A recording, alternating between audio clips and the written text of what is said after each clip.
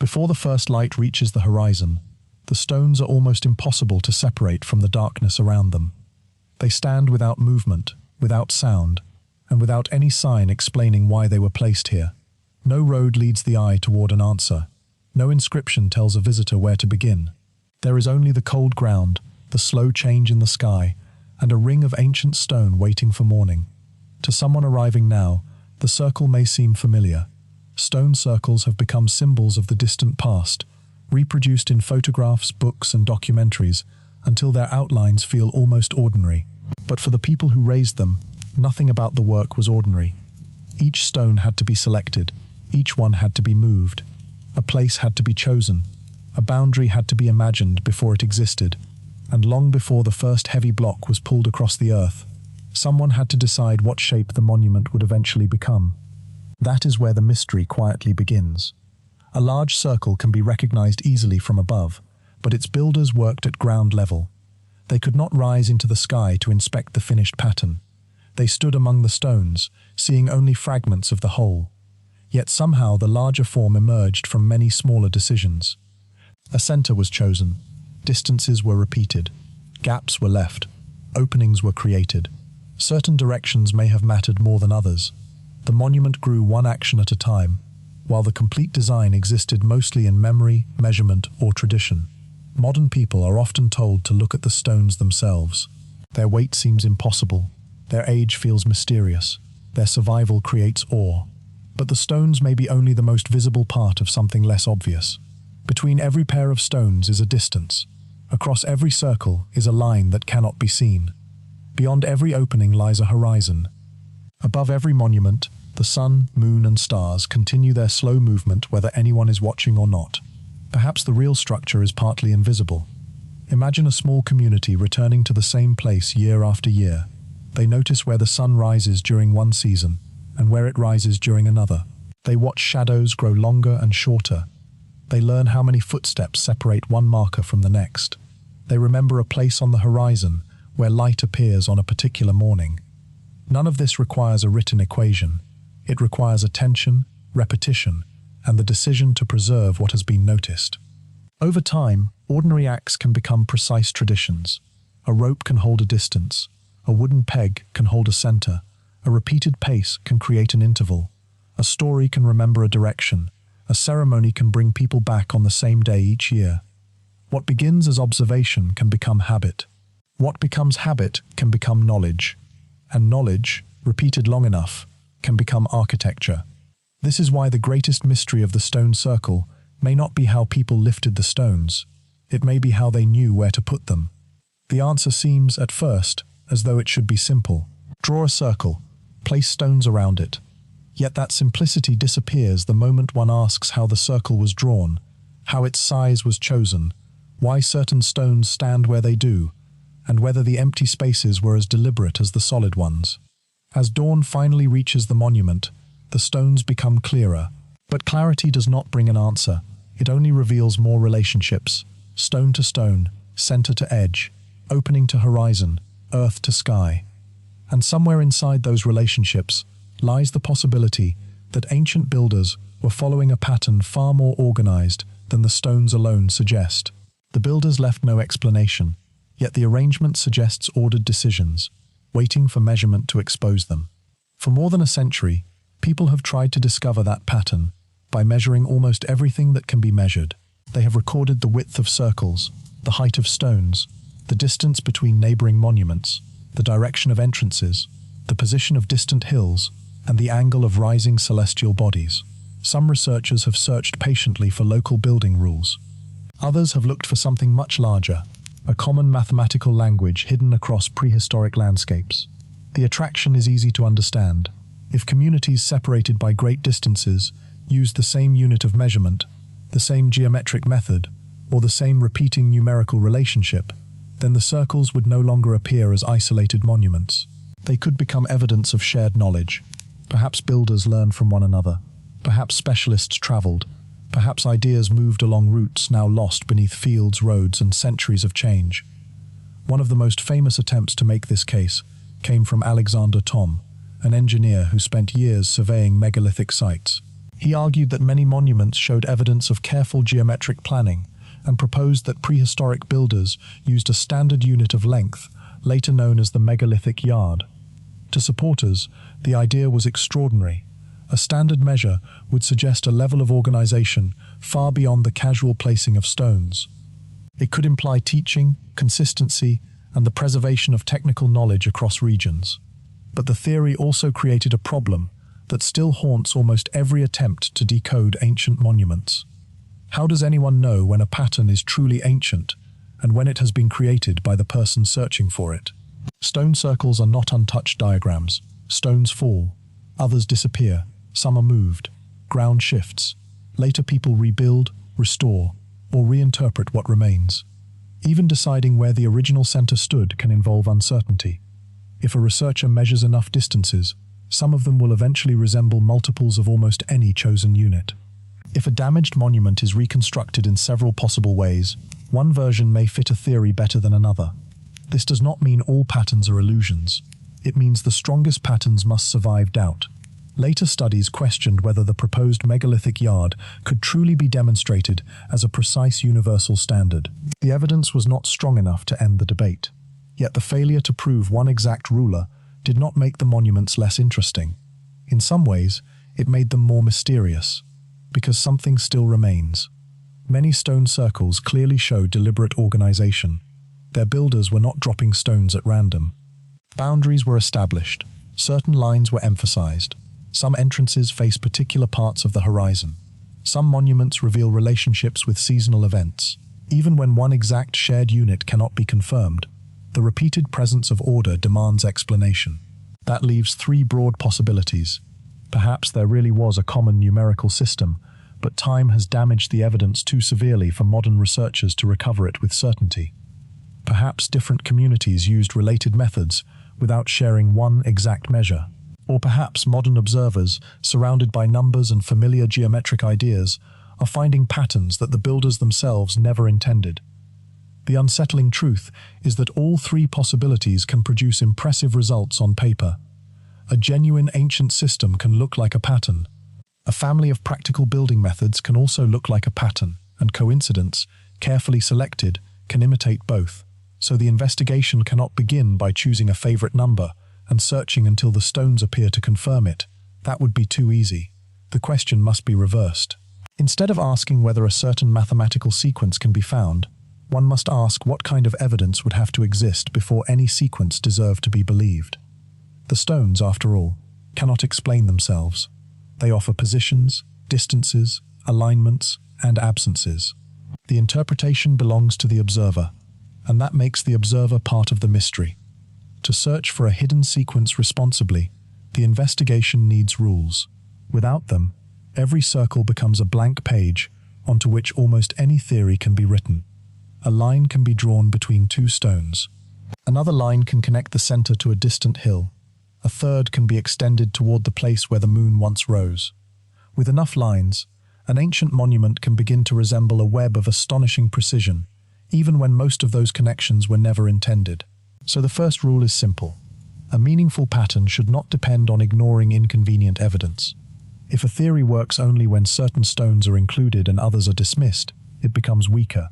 If it requires choosing one possible center while rejecting several equally plausible alternatives, uncertainty grows. If the pattern disappears when a fallen stone is restored to another reasonable position, confidence should fall with it. The second rule is repetition. A pattern found at one monument may be fascinating, but one example cannot establish a widespread tradition. The same type of relationship should appear again, preferably at sites measured independently and in places where the investigator did not design the test after seeing the result. The third rule is practical possibility. Whatever method is proposed should be something prehistoric builders could realistically observe, remember, teach, or reproduce. This does not mean their knowledge must have been simple. It means the explanation should begin with the world available to them.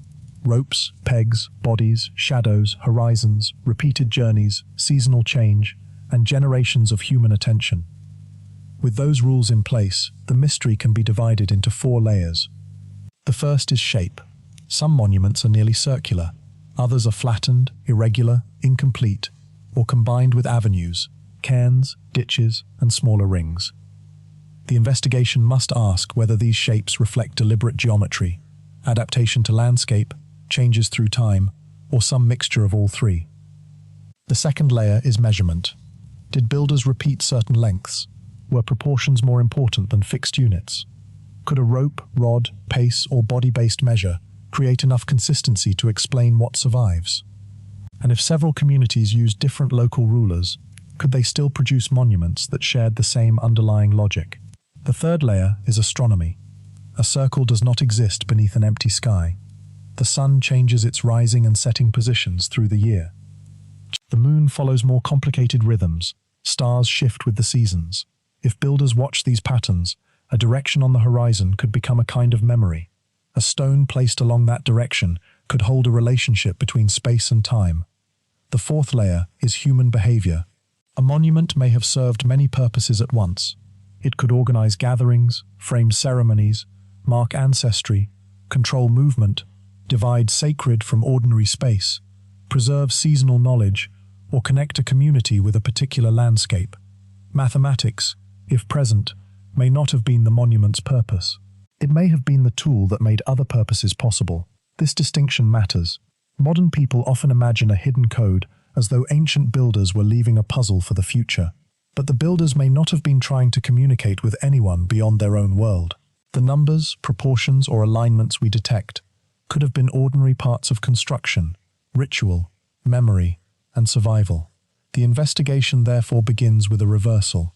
Instead of searching for numbers carved into stone, it will search for numbers created by relationships. Instead of asking what one stone means, it will ask what happens between stones. Instead of treating the monument as a frozen object, it will consider what changes around it: light, shadow, season, horizon, movement, and time. The first question is not whether ancient people possessed secret mathematics. The first question is much more basic. How could a group of builders, standing on uneven ground thousands of years ago, create a large and ordered shape without modern surveying instruments, printed plans, or a standardized ruler we can confidently identify today? To answer that, the investigation must return to the field before the monument existed, when there were no stones in place at all, and when the entire circle may have begun with nothing more mysterious than a point. Imagine an empty field before the first stone arrived. The ground is not perfectly level. Grass hides small rises and dips. The horizon is uneven. There is no paper plan spread across a table, no laser measuring distance, no metal tape returning the same length to the millimeter. There is only a group of people who have decided that something large and deliberate will be created here. The task sounds simple until it begins. To build a circle, they first need a point from which the circle can exist. A wooden stake driven into the earth can provide that point. Tie a rope to it, stretch the rope tight, and walk around the stake. The moving end traces a boundary at roughly the same distance from the center. No written formula is required. The person holding the rope does not need to know the modern value of pi. The geometry appears because the action itself produces it. That difference is easy to overlook. Modern mathematics often lives on paper. Ancient practical mathematics may have lived in movement. A builder stretches a rope. Another marks the soil. Someone checks the distance. Another remembers the procedure. The knowledge exists not as symbols but as a sequence of actions that can be repeated. Once a circular boundary has been traced, more decisions follow. Where should the first stone stand? Should the stones be equally spaced? Should an entrance interrupt the ring? Does one direction matter more than another? If the circle is large, even small errors can grow as the work proceeds. Yet those errors can also be corrected by returning again and again to the same central point. The toolkit required is almost disappointingly ordinary. Rope, pegs, straight pieces of wood, repeated paces, sight lines, and careful eyes. But ordinary tools do not imply ordinary knowledge. A rope can preserve a radius. 2 pegs can establish a straight line. 3 lengths can help create a triangle. Repeated arcs can divide space. A shadow can indicate a changing solar position. A distant hill can become a permanent marker. These methods are simple individually, but combined over years, and taught from one generation to another, they can produce results that appear astonishing to someone who only sees the finished monument. This is the first quiet challenge to the idea of lost advanced technology. Perhaps nothing supernatural was required. Perhaps what was required instead was patience on a scale modern people rarely practice. A person could learn a method by watching an elder. A child could carry the rope before understanding why its length mattered. A ceremony could repeat the same movements until measurement and ritual became difficult to separate. The community would not need a written textbook if the knowledge remained alive in people and in repeated work. And consistent procedure creates consistent results. If different builders use the same rope length, the same center point, and the same way of dividing a boundary, numerical relationships will appear in the monument. Later researchers may discover those relationships and describe them with equations. Yet the original builders may never have thought in those terms. They may have known only that when one step followed another correctly, the circle emerged. This possibility changes the meaning of the mystery. The hidden number may not have been a number anyone spoke aloud. It may have been a consequence of the method. Still, one question remains. A single community can preserve one rope or one local procedure. But what happens when similar patterns appear across distant regions? If builders separated by many miles produced monuments with comparable measurements, perhaps the method itself was standardized. And that possibility leads toward one of the most controversial rulers ever proposed, a unit that may have existed thousands of years before anyone wrote its name down. Simple tools warn against conclusions, because repeated physical actions can create regular forms without an abstract theory. Alexander Thom approached ancient monuments with the trained eye of an engineer. He did not see only weathered stones and ruined circles. He saw dimensions that could be surveyed, shapes that could be compared, and patterns that might emerge only after enough sites had been measured carefully. Over decades, he recorded hundreds of prehistoric monuments and became convinced that their builders possessed a level of geometric skill that modern scholarship had underestimated. At the center of his argument was a proposed unit of length. Thom believed that many dimensions clustered around multiples of approximately the same measure, a distance later called the megalithic yard. If he was right, the implication was remarkable. A standard unit does not exist by accident. Someone has to preserve it. Someone has to reproduce it. Builders working in different places must somehow agree on what one unit means. That agreement would suggest more than clever construction. It could suggest networks of teaching, specialist knowledge, or shared customs extending across wide regions. A builder arriving at a new site might carry not only experience, but a standard way of measuring the world. For audiences drawn to forbidden history, this is where imagination can easily run ahead of evidence. A prehistoric ruler begins to sound like proof of a forgotten scientific civilization. From there, it is only a short step to claims of lost academies, secret priesthoods, or knowledge inherited from cultures for which no direct evidence survives. The real story is more difficult, and therefore more interesting. To prove a universal unit, researchers must show that the apparent clustering of measurements is unlikely to have happened by chance. But ancient monuments rarely preserve their original dimensions with perfect clarity. Stones lean. Some have vanished. Others may have been replaced. The exact edge of a circle can be uncertain when the stones themselves vary in size. One surveyor may measure from center to center. Another may choose inner edges or outer faces. A small change in method can shift the result. Then there is the problem of selection. If hundreds of distances are available, which ones count? Diameter, radius, distance between neighboring stones, distance between circles. If only measurements that fit the proposed unit are emphasized, an impressive pattern can grow from selective attention.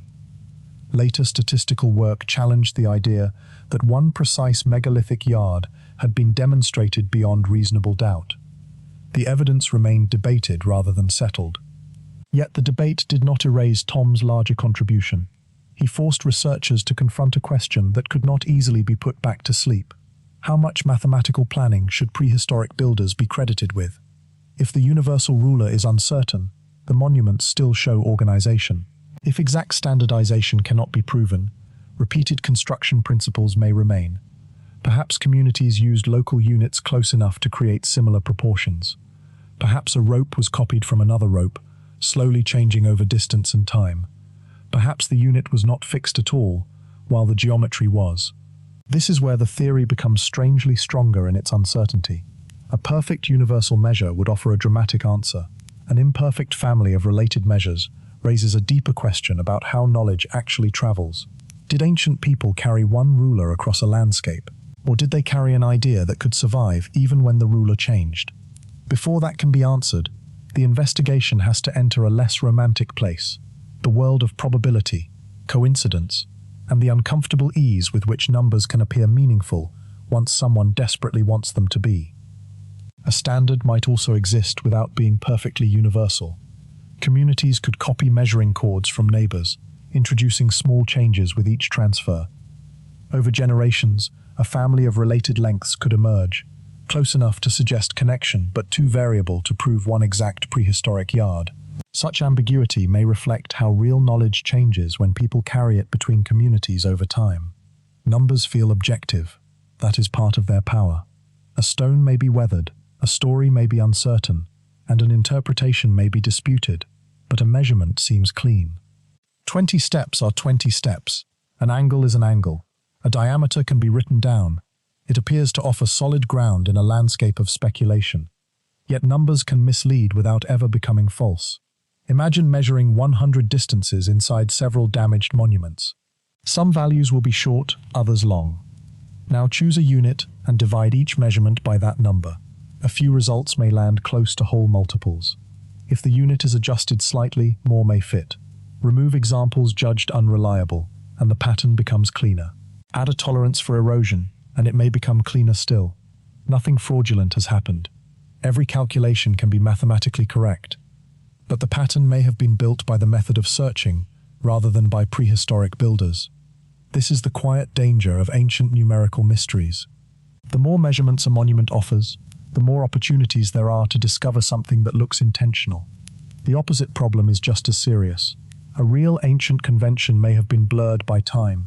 If a rope standard varied slightly between communities, strict statistical tests might miss it. If builders adapted dimensions to terrain, a shared method might disappear inside local differences. If one phase of a monument was altered centuries later, measurements from separate periods could become mixed together. So skepticism alone cannot solve the mystery. It can only prevent easy answers. The investigation therefore needs a different strategy. Instead of beginning with a preferred number, it can search for relationships that have practical reasons to exist. A center is useful because it organizes a circle. A fixed distance is useful because it defines a boundary. An axis is useful because it creates direction. Repeated divisions are useful because they organize space.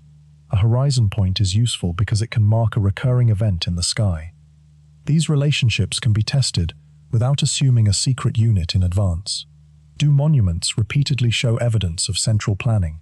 Do certain entrances or axes face meaningful directions? Do irregular shapes become understandable when terrain and horizon are considered? Do the same kinds of decisions appear even when the exact measurements differ? This approach does not promise a single magical number. It promises something more difficult to fake, a chain of choices that makes sense from the builder's point of view. And this leads to a surprising possibility. Perhaps researchers have been staring too closely at individual stones. A stone has height, width, and position, but a circle is not created by one stone. It emerges from the relationship among all of them. Remove the labels and measurements from each block, and another kind of mathematics remains, the shape of the whole. From above, that shape may appear obvious. From the ground, it must be constructed step by step. The ruler, then, may not be hidden inside the stones at all. It may be hidden in the procedure that arranged them. To see that procedure, the investigation must step backward until the individual stones begin to disappear. The eye has to stop asking how tall one block is and start asking why the ring bends where it does, why one gap opens wider than another, and why an apparently imperfect circle may have been exactly the shape its builders intended. That is where the next layer of the puzzle begins, not with measurement alone, but with geometry beneath the grass. Individual measurements feel authoritative because they end in numbers, yet builders experienced monuments as complete spaces. They walked the edge, entered through gaps, crossed interiors, and looked outward from chosen positions. Their sense of order may have depended on movement and orientation more than isolated dimensions.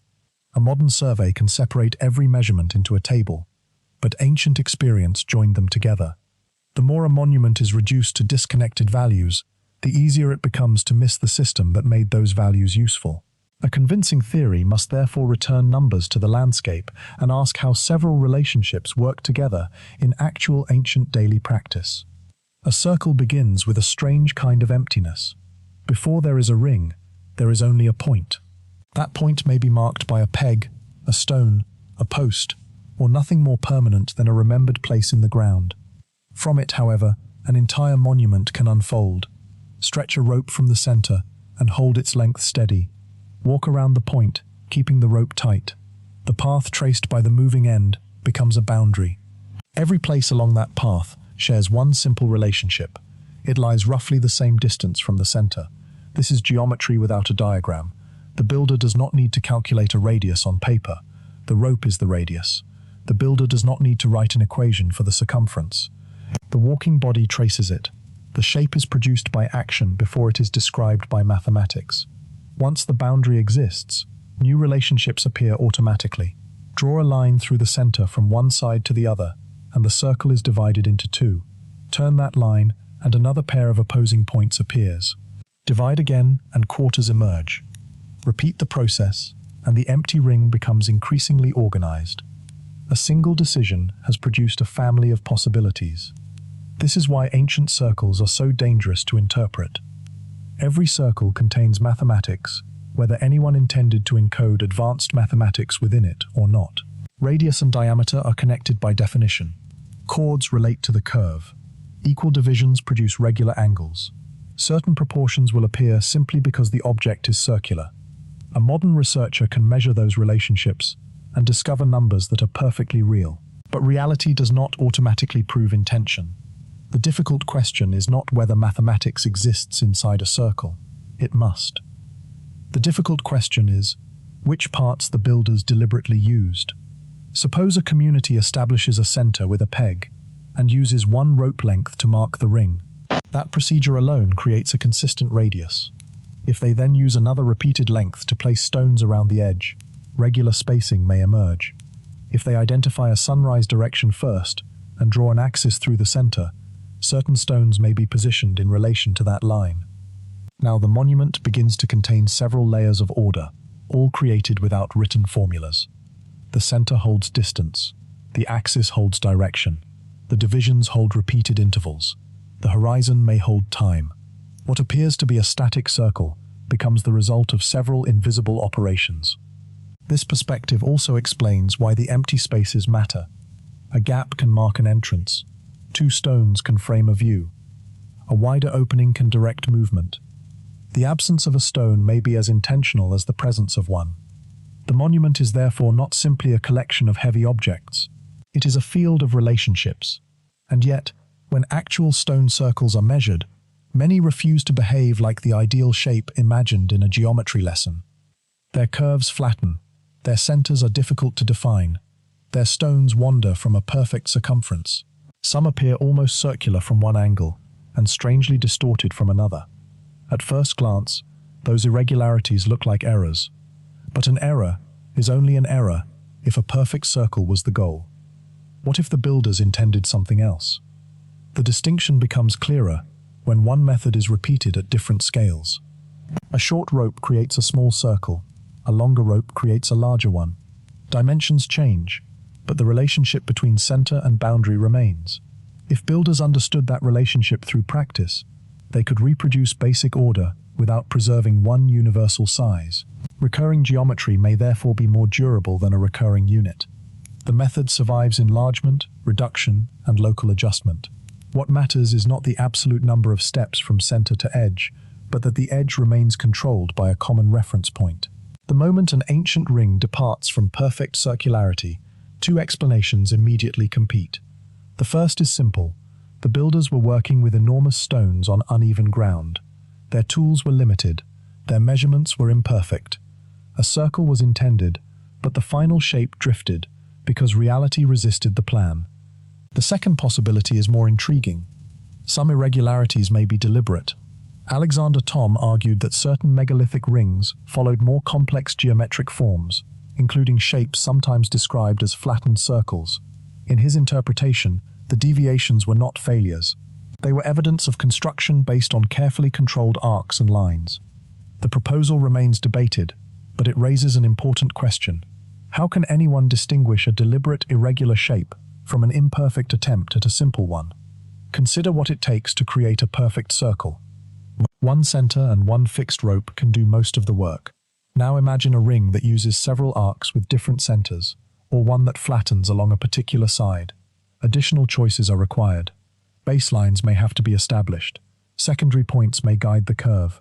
The shape may respond to an important direction or to the contour of the land. Complexity does not prove intention, but it can make intention testable.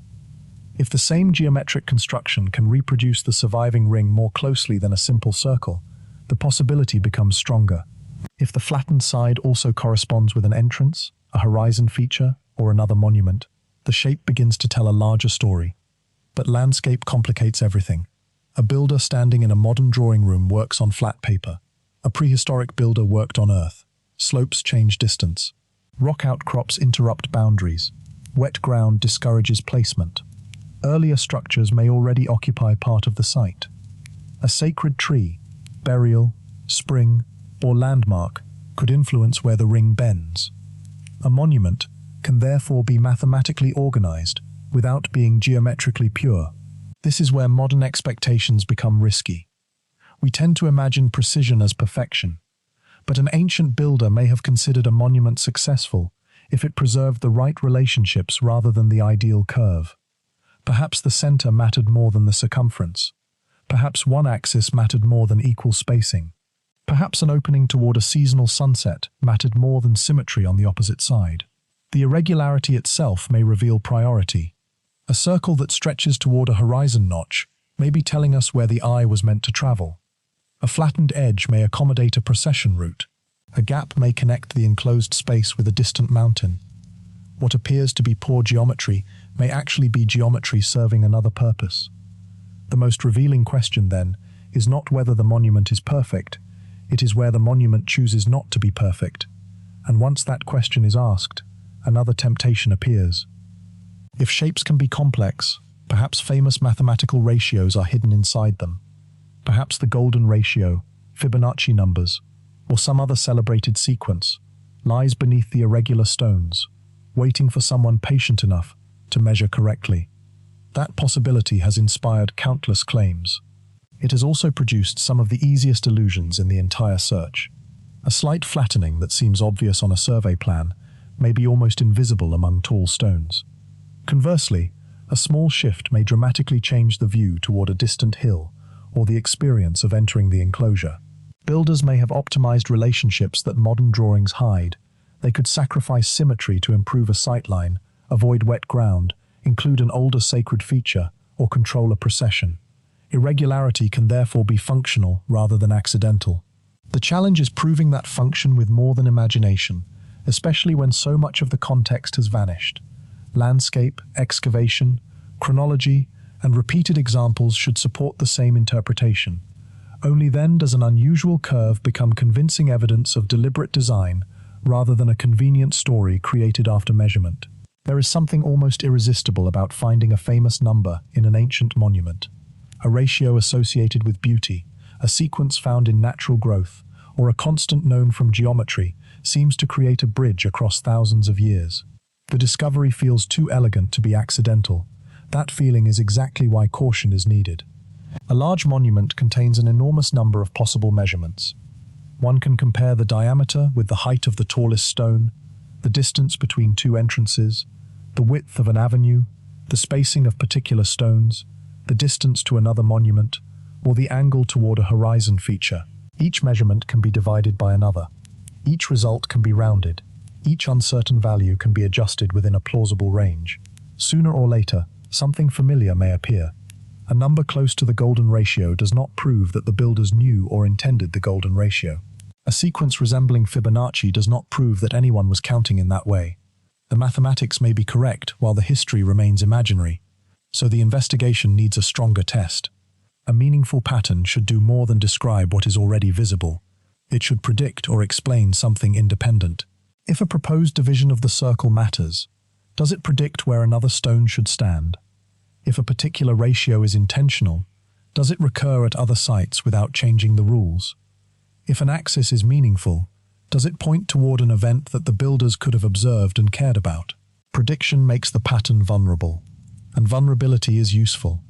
A theory that can never fail can never truly be tested. If every mismatch is explained away as erosion, later damage, or sacred mystery, the theory becomes impossible to distinguish from imagination. This changes the direction of the search.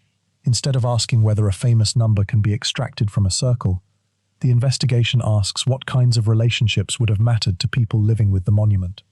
Distance could matter because it organizes construction. Division could matter because it organizes movement. Direction could matter because it connects the monument to something beyond itself. And beyond every circle lies the horizon. The horizon is not merely scenery. It is the place where the sky seems to meet the earth. It contains fixed landmarks and moving lights. A hill does not move, but the sun rises at different points along it through the year. A gap between two distant peaks can become meaningful when light appears there only during a particular season. Suddenly, the most promising pattern is no longer a famous ratio hidden in stone dimensions. It is a relationship between a line on the ground and a recurring event in the sky. That kind of pattern can predict something. Stand in the correct place, face the correct direction, and wait for the correct day. If the relationship is real, the sky itself provides the test. This does not mean every alignment is intentional. With enough stones and enough celestial events, chance remains possible, but an axis repeated through architecture, connected to an entrance, emphasized by larger stones, and directed toward a seasonal extreme, carries a different weight from a line drawn after the fact between two convenient points. The investigation has therefore arrived at a threshold. Until now, the stones have been treated as the main evidence, but the strongest mathematical relationship may include something that cannot be touched. The sun moves, the moon shifts, the stars turn through the seasons, the monument remains still. And perhaps that is precisely why it was built. To understand the sequence, the eye must finally leave the stones and follow their invisible lines outward, toward the horizon, where geometry becomes time. Prediction keeps the mystery honest. If every beautiful pattern is accepted, discovery cannot be separated from decoration. A claim risks failure. It says that if builders used a particular method, another feature should appear in a predicted place, or an axis should lead toward a defined target. Repeated success gives the pattern weight. Failure forces revision. Losing an attractive idea allows a durable explanation to emerge. The relationship must survive independent evidence the researcher did not choose.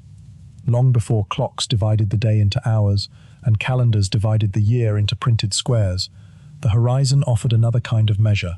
It changed slowly enough to be remembered and regularly enough to be trusted. Stand in the same place each morning and watch the sun rise. At first, the difference from one day to the next may be difficult to notice. But over weeks, the rising point moves along the horizon. It travels steadily, reaches an extreme, then seems to pause before reversing direction. The cycle repeats. A patient observer does not need a written calendar to recognize this movement. The landscape itself can hold the record. A tree marks one sunrise, a hill marks another. A notch between distant ridges becomes important because the sun reaches it only at a particular time of year. Return often enough, and direction begins to carry information about season. This is one of the simplest ways space can become time.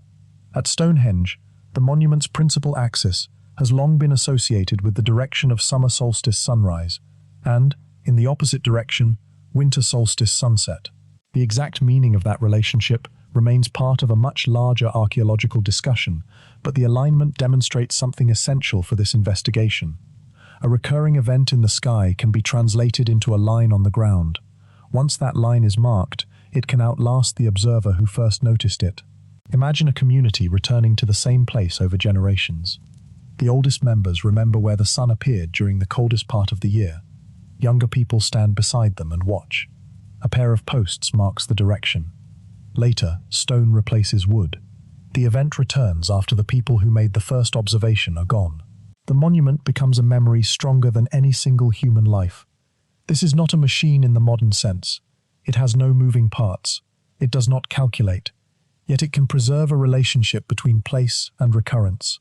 A stone placed on an axis can tell a future observer where to look. That idea changes the mathematics of the circle. The center is no longer only a construction point. It can become a viewing position. The axis is no longer only a geometric division. It can become a line of attention. The horizon is no longer outside the monument. It becomes part of the system. And the circle begins to connect three things at once. Distance organizes the ground. Direction organizes the view. Season organizes the return. This may explain why certain alignments carry more meaning than others. A random line between two stones can point almost anywhere. But an axis built into entrances, avenues, or repeated architectural features suggests that direction mattered before the monument was complete. The strongest evidence does not come from one convenient stone. It comes when the entire design seems to lean toward the same part of the sky. Yet the sun is only the beginning. Its annual rhythm is comparatively easy to recognize. Another light follows a more complicated path, changing not only from night to night, but across longer cycles that can challenge even a careful observer. If prehistoric communities watched the moon with the same patience, then the sequence hidden in the stones may have required knowledge that no single season could reveal. A solstice could also become memorable because near an extreme, the sun's rising or setting position changes more slowly, making the important seasonal turning point considerably easier to recognize without instruments. The event need not be explained through astronomy to matter. It could mark gathering, remembrance, preparation, or renewal. Once architecture emphasizes that direction, later generations can inherit the relationship even if the original explanation changes. A line established for one reason may accumulate new meanings while preserving its orientation. Alignment cannot reveal the entire story, but it can carry one fragment of that story forward. The moon is more restless than the sun. Its shape changes across the month. Its rising time shifts. Its path across the sky changes with the seasons. Over longer periods, the extreme places where it rises and sets also vary. To someone watching casually, the movement can seem unpredictable. To someone watching for years, patterns begin to emerge. This complexity has made lunar theories both fascinating and controversial in the study of prehistoric monuments. A line drawn from a circle toward an unusual lunar rising point can look compelling. But the moon offers many possible positions, and a monument offers many possible sightlines. The more possibilities exist, the easier it becomes to find a match by chance. Intentionality therefore requires more than coincidence. The line should be architecturally meaningful. It should relate to an entrance, an axis, a carefully placed stone, or another feature that clearly mattered to the builders. The horizon should be reconstructed as accurately as possible. The date and construction phase should make sense. And ideally, similar relationships should appear elsewhere without changing the rules each time. Still, even uncertainty reveals something remarkable about prehistoric observation. A long cycle does not need to be understood by one person alone. Imagine someone noticing that the moon rises unusually far north during a certain period. The observation is remembered. Years pass. Another generation sees the pattern move. The story changes from personal memory into communal expectation. A marker is placed. Later, another marker confirms the return. The knowledge grows more slowly than the people who hold it. This possibility challenges a modern habit of imagining discovery as the achievement of a single brilliant mind. In a prehistoric community, sophisticated knowledge may have been distributed across time. No individual needed to witness the entire cycle if the group preserved observations accurately enough. A grandfather remembers one extreme. A child hears the story. An adult watches the sky approach the same place decades later. The sequence is completed collectively.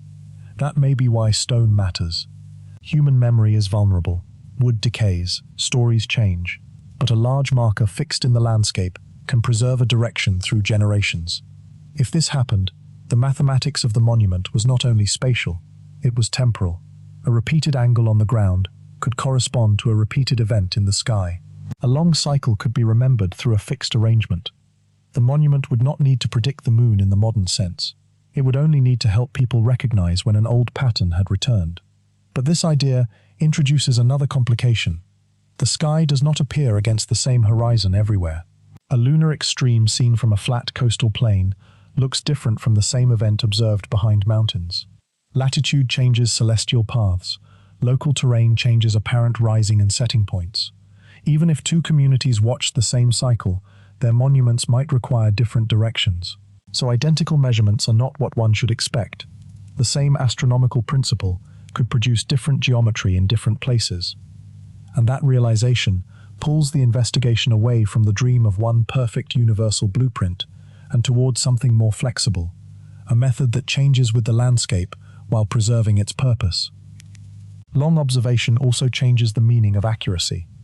A community need not predict a lunar cycle precisely enough to recognize an unusual return.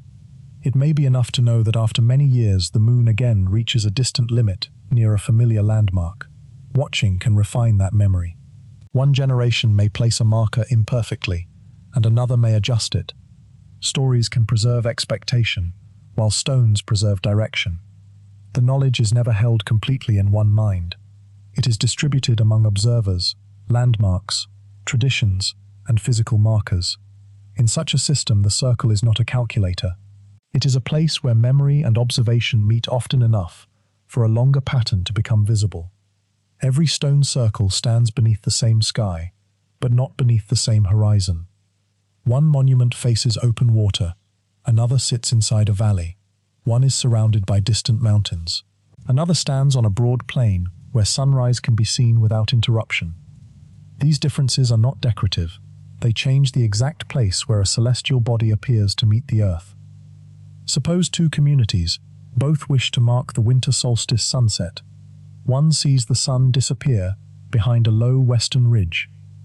The other sees it drop into the sea. Their chosen sightlines will not be identical. The angle from the center of each monument may differ, even though both communities are responding to the same seasonal event. This creates a serious problem for theories based on identical dimensions. If the same knowledge is adapted to different landscapes, variation is expected. The deeper pattern may therefore lie not in one repeated measurement, but in one repeated sequence of decisions. First, observe something that returns. Then identify where it appears in the local horizon. Establish a viewing position. Mark a direction. Build organized space around that relationship. Return when the event comes again. This sequence can travel without carrying a single fixed angle or ruler. It can survive a mountain, a valley, a different latitude, or a change in scale. The resulting monuments may look different because they are solving the same problem under different conditions. That possibility is more subtle than a universal code, but it may fit the evidence better. It also changes how irregularity is interpreted. A circle stretched toward one side may reflect a sightline. An entrance placed off-center may respond to terrain. A taller stone may emphasize a direction that matters only from a particular point inside the monument. The landscape becomes part of the geometry. This is easy to forget when monuments are studied on maps. A plan drawing removes hills, weather, changing light, and the sensation of standing inside the circle. It makes the monument appear self-contained. But prehistoric builders did not experience it as a diagram floating on white paper. They stood in wind and rain. They watched light fall across slopes. They saw distant peaks become dark shapes at sunset. They knew which paths were easy to walk and which ground flooded after storms. Their mathematics, if it existed in practical form, was embedded in this world. That may be why no single sequence of exact numbers has emerged from every site. The rule could be stable, while the answer changed. Modern people already accept this idea in other contexts. A recipe can remain the same while quantities are scaled. A melody can remain recognizable when played in another key. A navigation method can remain useful on different coastlines. Perhaps prehistoric monument building worked in a similar way. The instruction was not, build this exact circle with this exact diameter. The instruction may have been closer to, watch, mark, measure, align, and return. If so, the next step is obvious. The theory must leave the world of general possibility and face real monuments one by one. Stonehenge must be allowed to complicate the story. Calanais must be examined in its own landscape. Brodgar, Avebury, and Clava must be treated not as copies, but as individual tests. Only then can the investigation discover whether the sequence survives contact with archaeological reality, or whether it disappears the moment the stones are given their names back. This flexibility offers a useful test. If researchers expect identical angles everywhere, different landscapes should destroy the pattern. If they expect the same procedure applied to different horizons, variation becomes predictable. A monument near mountains should respond differently from one beside the sea. A northern site should not reproduce exactly the solar geometry of a southern one. The method can therefore be judged by whether its differences make sense. The strongest examples may not be those that look most alike on paper, but those whose local designs can be explained through the same sequence of observation and marking. Difference then stops being an embarrassment and becomes evidence that builders responded to their real places rather than copying one abstract diagram unchanged across the landscape before them every time. Stonehenge is so familiar that it is difficult to see clearly. Its image has been repeated until the monument seems almost simple, a ring of massive stones standing alone beneath an open sky. But the closer the investigation moves, the less simple it becomes. Stonehenge was not created in one moment. The landscape had a history before the great stone settings appeared, and the monument itself developed through multiple phases. Earthworks, timber features, burials, stones, rearrangements, and surrounding structures belong to a long sequence of activity rather than a single construction event. That matters because a mathematical theory can become misleading if it combines features that were never intended to form one plan. A stone placed centuries after an earlier ditch may align perfectly with another feature by chance. An axis preserved through several building phases may be significant for a different reason. Later builders may have inherited and respected an older direction. Stonehenge therefore becomes the perfect first test because it refuses to behave like a clean diagram. Begin with the center and boundary. The monument clearly organizes space. Move to the principal axis, and the relationship with the solstitial directions becomes difficult to ignore. The architecture seems to emphasize a line associated with summer solstice sunrise in one direction and winter solstice sunset in the other. Here, geometry and astronomy appear to meet. But even this apparent clarity creates new questions. Which solstice mattered more? Was the monument focused on sunrise or sunset? Did meaning change through time? Was the alignment primarily ceremonial, calendrical, symbolic, social, or some combination that modern categories cannot separate? A mathematical relationship can identify a direction without revealing why people cared about it. That distinction is crucial. The investigation is not searching only for evidence that builders could draw lines. It is searching for the sequence of decisions that made those lines meaningful. At Stonehenge, the emerging pattern survives in broad form. A place is selected, space is enclosed, a principal direction is emphasized. Architecture develops around that relationship. People return across generations. Yet the dream of one perfect blueprint begins to weaken. The monument's long history suggests that different communities, or different generations of the same community, may have inherited something unfinished. They added, removed, rearranged, and reinterpreted. The geometry could have been stable in some respects and changing in others. This is the first major lesson from the case files. A monument can preserve a sequence without preserving one original design. The world-famous stones do not simplify the mystery. They complicate it by showing that prehistoric mathematics may have been part of a living tradition rather than a completed plan frozen in time. Stonehenge also reminds us that the circle itself was never isolated. Roads, rivers, settlements, burial places, and other monuments formed a wider landscape of movement and memory. A line through the stones may continue beyond the ring into places where people walked. The sequence may therefore extend farther than the monument boundary. If so, the next test must move away from Salisbury Plain and into landscapes where the horizon, scale, and surviving architecture are dramatically different. Far to the north, other circles wait beneath harsher skies.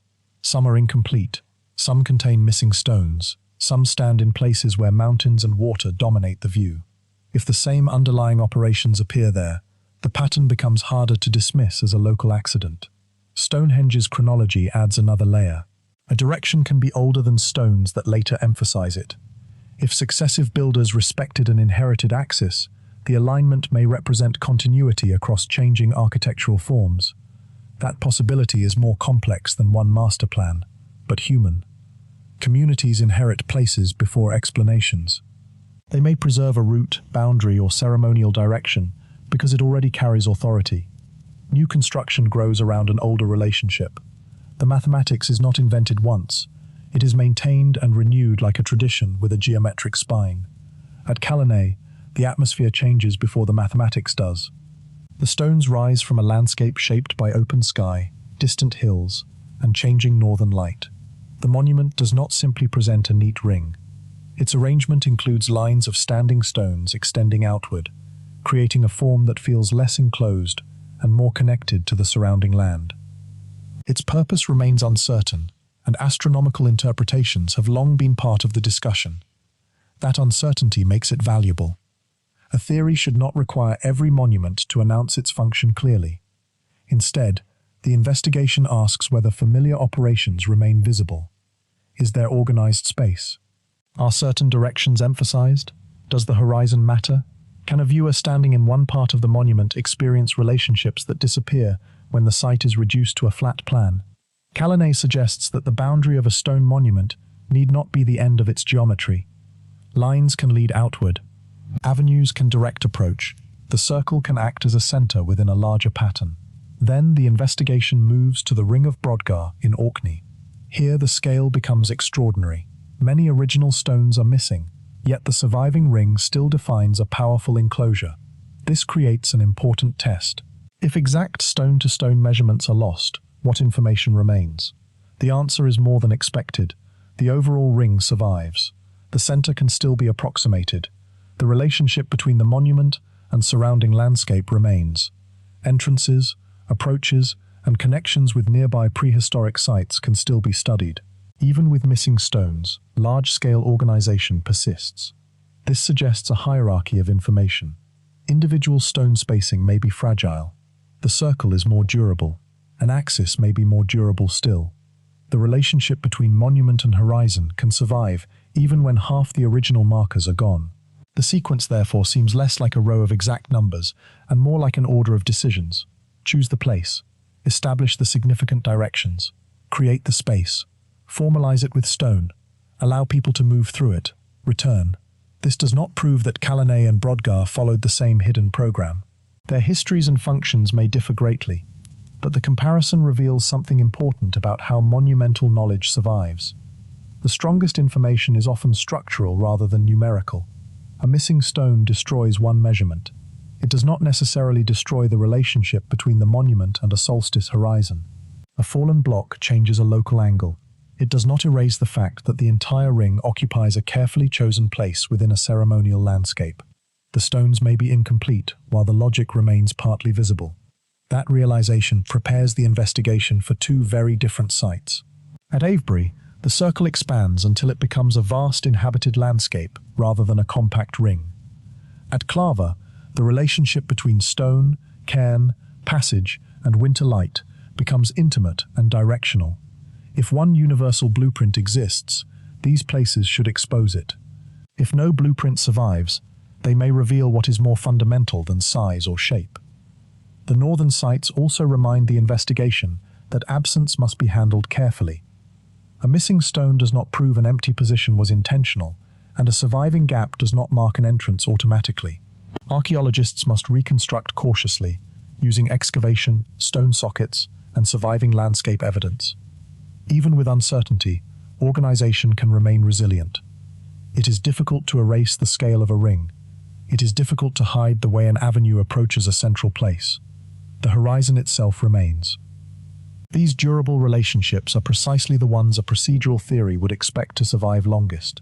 Smaller details disappear first, while larger decisions continue shaping how the site is experienced. This means an incomplete monument can still preserve the outline of an ancient choice. The stones may be broken, missing, or displaced, yet the place where people stood and the direction they faced can remain recoverable enough to keep the question alive. Avebury challenges almost every instinct formed by looking at Stonehenge. Its scale is immense. The outer stone circle encloses a huge area, and smaller circles once existed within it. The monument developed and changed over centuries, becoming part of a broader ceremonial landscape, rather than a single isolated construction. If a secret mathematical sequence were expected to appear as one precise set of dimensions, Avebury would make the search difficult. Which circle should define the unit? Which phase should provide the measurements? Which stones represent the original arrangement? The more complex the monument becomes, the less believable a single frozen blueprint appears. And yet order remains. People established boundaries on a monumental scale. They organized interior spaces. They created approaches and relationships with nearby features. The geometry may not reduce to one number, but the act of structuring landscape is unmistakable. Clava offers a different kind of evidence. There, cairns, passages, standing stones, and the direction of midwinter sunset create a more focused relationship. Certain architectural elements appear to emphasize the seasonal horizon. Stone heights and orientations have been discussed as part of that pattern. Placed beside Avebury, Clava seems almost like a different language. One is expansive, the other is concentrated. One organizes a huge enclosure, the other appears to draw attention toward a particular seasonal event. If these monuments were copies, the differences would be difficult to explain. But if they were variations built from shared ways of thinking, the differences become expected.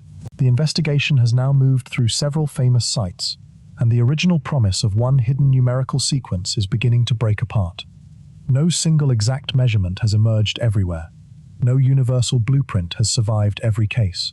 No famous ratio explains the diversity without forcing the evidence. For a moment, this seems like failure. Then another pattern becomes visible. At site after site, communities make the same kinds of choices, even when the answers differ. They select places. They define boundaries. They create centers or focal areas. They emphasize directions. They organize approaches. They return to the monuments across time. Sometimes celestial events appear to matter. Sometimes landscape dominates. Sometimes the architecture changes through generations. But the repeated element is not one measurement. It is an operation. This is the midpoint reversal of the investigation. Perhaps researchers searching for a secret sequence have been asking the stones to behave like a row of numbers when the real sequence was a row of actions. A builder does not need to know the same radius as a builder hundreds of miles away if both know how to establish a radius. A community does not need the same horizon angle if both know how to identify a recurring seasonal direction. A monument does not need the same size if both are created through related steps. The pattern can survive variation because the procedure, not the result, is what repeats. This possibility is less dramatic than discovering an impossible ancient constant carved into every circle. It is also more powerful. A number can be copied without understanding. A method must be learned. The case files have therefore changed the investigation. The question is no longer what number appears in all these places. It becomes what sequence of operations could generate all these different monuments while remaining simple enough to survive without writing. To answer that, the sites must be stripped of their names once again. Stonehenge, Calanais, Brodgar, Avebury and Clava must become shapes, directions, boundaries and movements. Only then can the repeated actions be placed side by side, and when that happens, the hidden sequence finally begins to emerge. These case studies also weaken the idea that complexity must come from one source. A tradition can become complex through accumulation. One generation establishes a boundary, another adds stones, and a later community redirects movement or builds nearby. Modern researchers see all phases at once and may mistake the final landscape for one impossible plan. The procedural sequence offers another reading. Each phase can inherit earlier relationships while introducing new ones. The monument becomes a conversation in stone, with geometry serving as one language through which different generations respond to what already exists and what they themselves newly require. Imagine every monument examined so far reduced to a set of simple actions. The famous names disappear. No Stonehenge, no Avebury, no Brodgar. Only traces of decisions remain. At one place, someone selects a point. From that point, a distance is established. A boundary grows. A direction is chosen. The space is divided. An approach is created. People return. Seen this way, the monuments begin to resemble variations produced by a common grammar. The first operation is selection. A place is chosen from countless possible places.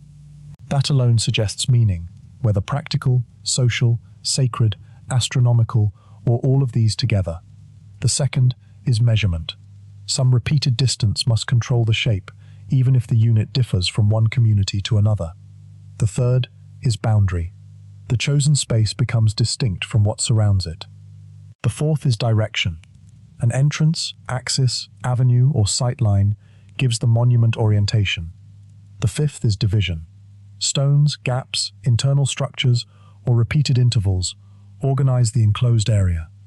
The sixth is movement. People do not experience monuments from above. They approach, enter, turn, gather, and leave. These operations can be performed without writing. They can be taught by demonstration. They can be remembered as procedure. And this raises a question that modern language sometimes makes unnecessarily difficult. Does this count as mathematics? If mathematics is defined only as symbols written on a page, perhaps not. But if mathematics includes measuring, comparing, dividing, repeating, and organizing relationships in space, then practical mathematical thinking is difficult to deny. The builders may never have written an equation for a circle. They may never have named an angle in degrees, yet they could still reproduce distances, recognize symmetry, establish straight sight lines, and use recurring celestial events as references. Knowledge does not become mathematical only when it is written in modern notation. This is the philosophical turn at the center of the story. The investigation began by imagining secret mathematics hidden inside the stones. Now another possibility appears. The mathematics may have been visible all along, but expressed through action rather than inscription. The monument becomes less like a coded message and more like an algorithm performed on the landscape. Choose, measure, mark, divide, align, repeat. The exact wording is modern, but the logic could be ancient. A sequence like this has an important advantage. It can survive change. One community may use a larger circle. Another may use a smaller one. One may align with winter sunset. Another may emphasize a different horizon event. The stones can vary while the procedure remains recognizable. This does not prove that every megalithic circle followed one universal tradition. The evidence is too diverse for that certainty. But it offers a model that can explain repeated order without demanding identical measurements. And it leads naturally to the next question. If procedures create the geometry, why do particular numbers and divisions sometimes seem to recur? The answer may be simpler than a secret code. Certain numbers emerge naturally when a circle is built and divided by hand. Calling this an algorithm does not mean prehistoric builders thought like modern computer programmers. The comparison shows order. An algorithm is a repeatable series of steps that transforms an initial situation into a result. A rope and peg method does that in physical space. So does observing a horizon event and fixing its direction with markers. The intelligence lies in the sequence and knowing when steps are complete. Once learned, the process can be repeated by someone who never met its inventor. That is the quality a long-lived tradition would need. It also explains why a method can survive when its original explanation is forgotten. Later builders may continue to place a center, preserve an axis, or repeat a division because the procedure is trusted. Meaning can change around the operation, while the operation itself remains stable, leaving archaeology a pattern whose first reason may be impossible to recover. Once a boundary exists, counting enters almost without invitation. A circle can be divided into two by drawing a line through its center. Another crossing line creates 4 regions. Divide again and 8 appears.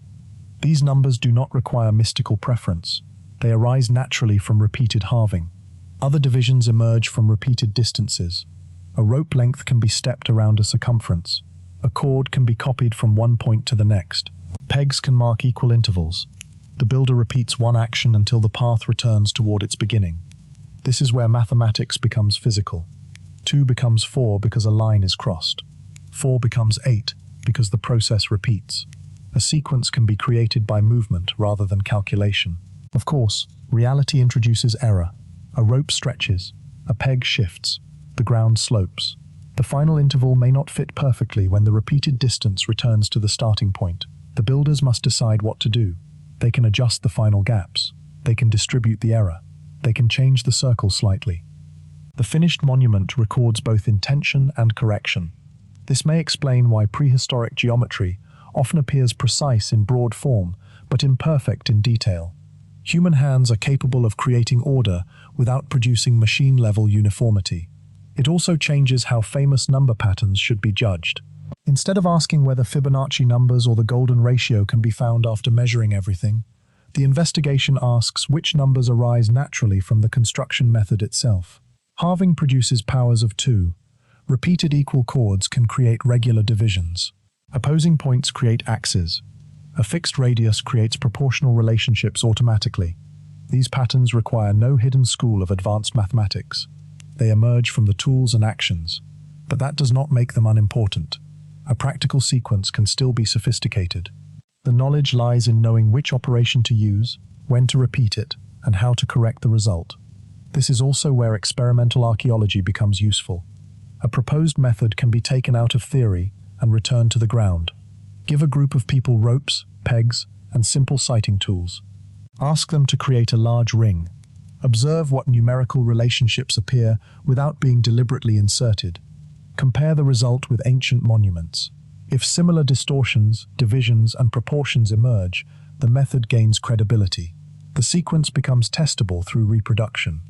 And yet space alone cannot explain why a particular axis might point toward a particular horizon.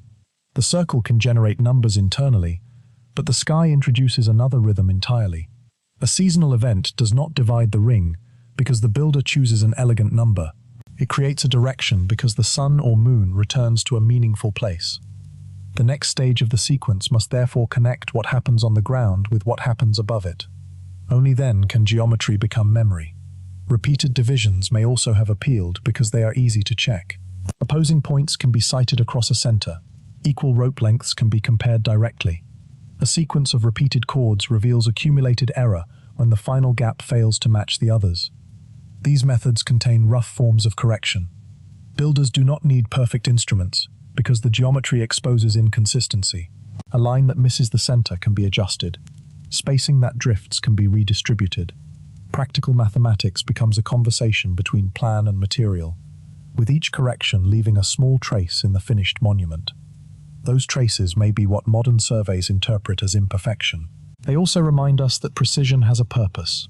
The goal is not to satisfy a future mathematician, but to make the structure work for the people building and using it.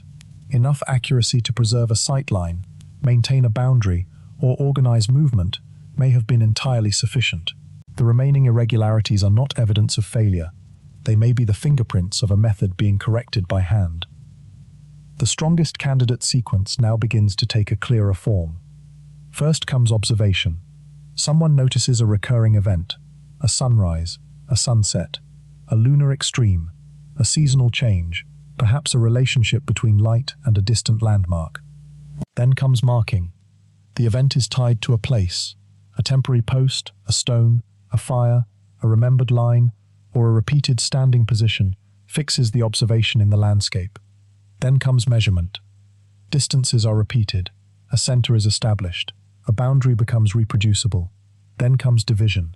The space is organized into entrances, intervals, sectors, or internal structures. Then comes alignment. The monument connects its internal geometry with a direction beyond itself. Finally comes repetition. People return. The event is watched again. The relationship is confirmed, corrected, taught, or reinterpreted. Observe, mark, measure, divide, align, repeat. The words are modern, but the sequence offers a way to understand why different monuments can share a mathematical character without sharing one exact number. It is not presented as a universal law. Some sites may have been built for reasons that do not fit this pattern. Some circles may emphasize gathering rather than astronomy. Some may preserve traditions now impossible to recover. But as a hypothesis, the sequence explains several mysteries at once.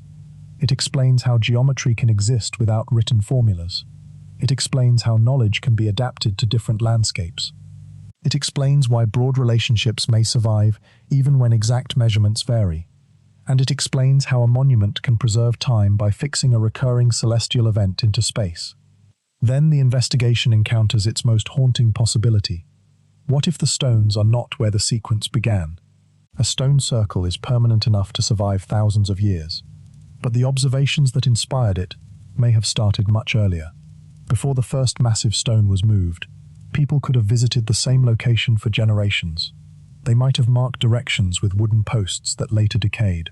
They may have used small stones that were removed. They may have lit fires at seasonal gatherings.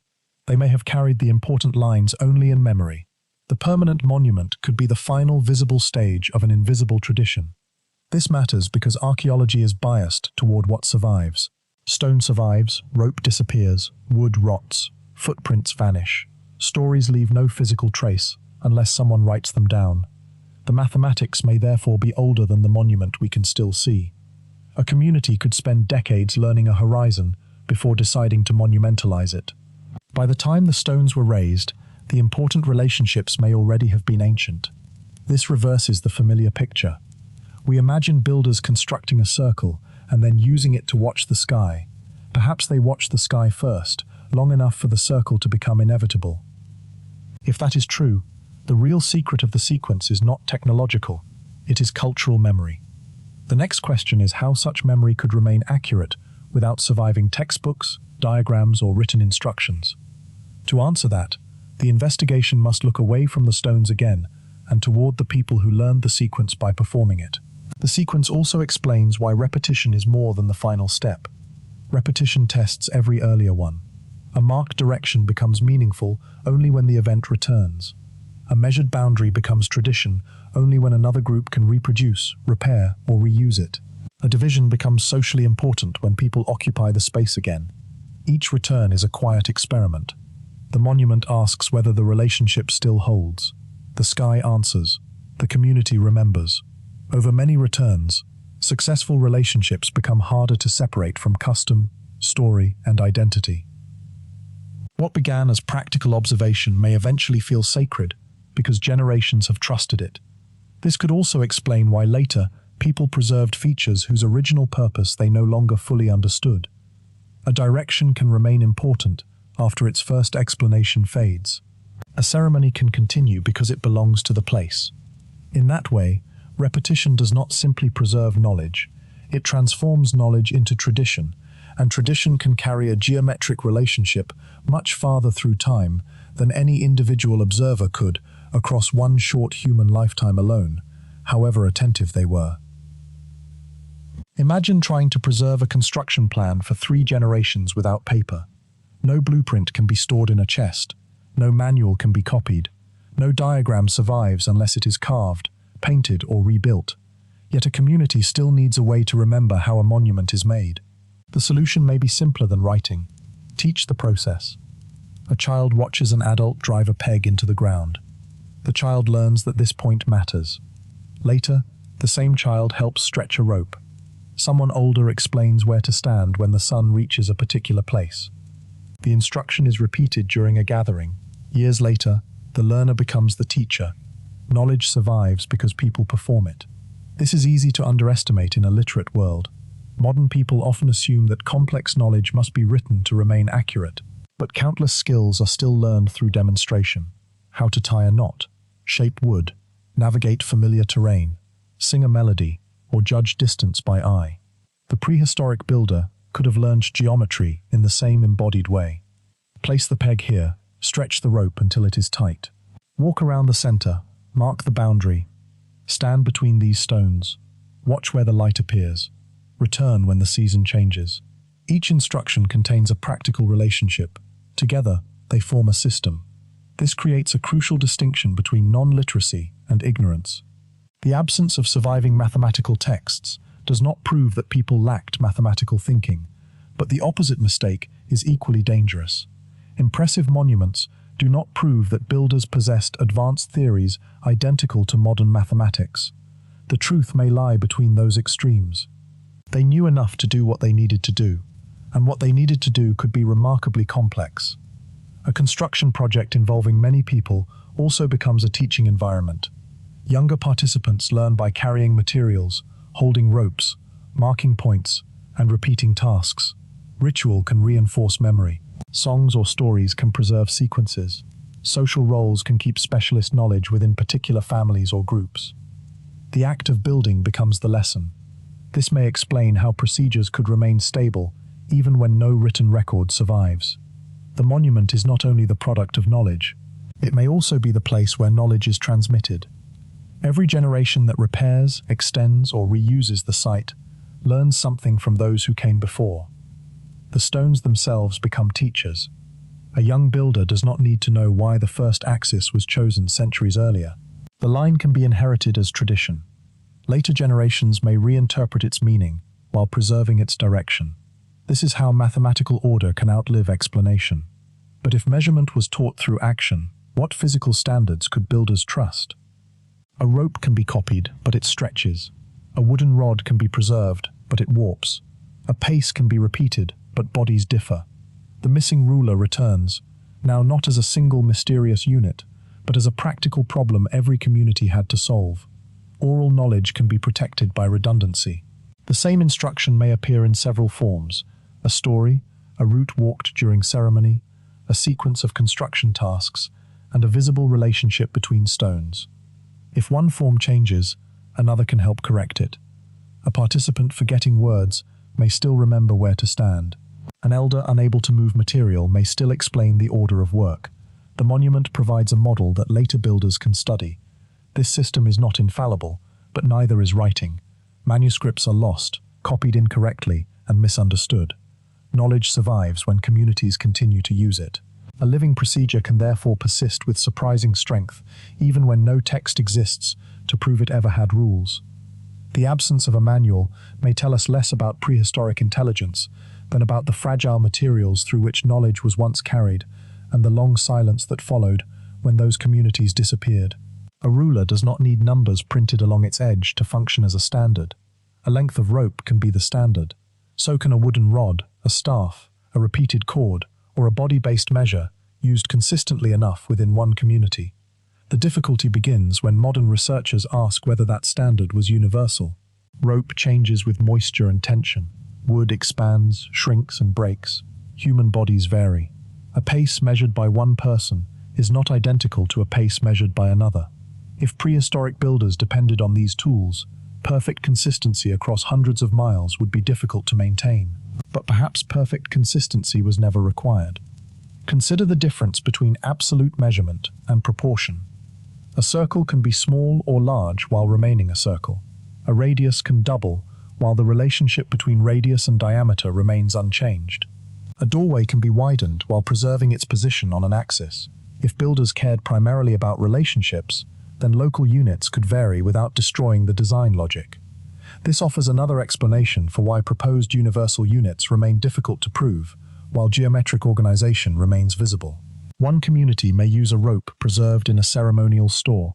Another may use a rod copied from an older example. A third may measure by repeated paces. Their monuments will not share exact dimensions. Yet all three can establish a center, maintain a radius, divide a ring, and orient an entrance. The standardized element is not the ruler, it is the procedure. This possibility also makes cultural transmission more realistic. A traveler does not need to carry a sacred measuring rod across an entire region. The traveler can carry knowledge of how to establish proportional relationships. Show someone how to find a center, and any suitable rope can create a circle. Show someone how to mark a solstice direction, and the local horizon provides the reference. The method adapts itself. This does not mean units were unimportant. Builders almost certainly needed repeatable lengths for practical work. Some communities may have maintained standards with considerable care. The unresolved question is whether one exact unit governed megalithic construction everywhere. The evidence does not demand that conclusion, and perhaps the search for one universal ruler has distracted from a more durable form of standardization. A method can survive even when its tools change. This is familiar in ordinary life. A recipe survives when a cup is replaced by another vessel, provided proportions remain consistent. A melody survives when played by different instruments. A knot survives when tied with different rope. The structure lies in relationships. If ancient monument building worked this way, then similar traditions could spread across landscapes without producing identical monuments. That leads to another unresolved question. Did the ideas actually spread? Or did different communities, facing the same basic problems of measurement, season, and gathering, discover similar solutions independently?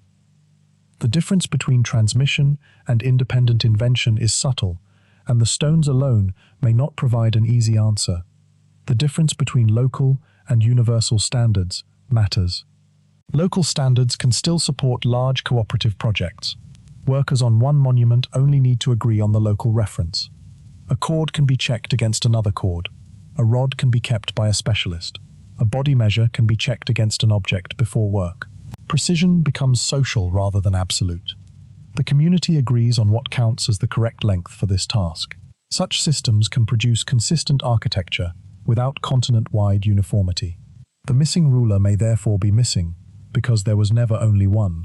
Perhaps there were many rulers, copied, maintained locally, or reserved for particular work.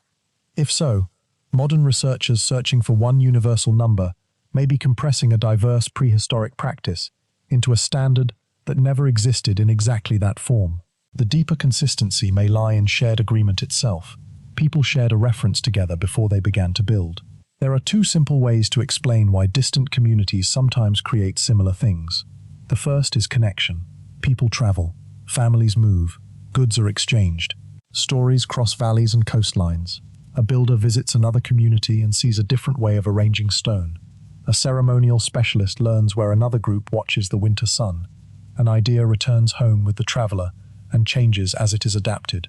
The second explanation is convergence. Two communities can face the same problem and discover similar solutions without ever meeting. Anyone trying to make a large circle with simple tools may discover the usefulness of a central stake and fixed rope. Anyone watching the seasons may notice that the sun reaches extreme positions on the horizon. Anyone organizing a gathering may find that an enclosure creates a powerful boundary between inside and outside. Similarity alone cannot tell us which process occurred. This is where ancient mystery narratives often become too confident. A shared shape is treated as proof of a lost global civilization. A similar alignment becomes evidence of a secret priesthood. The argument moves from resemblance to connection, without showing the steps in between. But dismissing all similarity as coincidence is equally unsatisfying. Prehistoric communities were not sealed islands. Archaeology shows movement, exchange, migration, and long-distance contact in many periods. Ideas could travel even when no written record accompanied them. The most realistic answer may involve both processes. Some practices spread, others were rediscovered independently. Imported ideas were reshaped by local needs. A community could inherit the concept of a circular ceremonial enclosure, but choose its own scale. It could learn a way of marking seasonal light, but connect it with a different ritual. It could preserve an old axis while changing the stones around it. The result is variation with family resemblance. This is exactly what the investigation has been encountering. The monuments are too different to look like mechanical copies.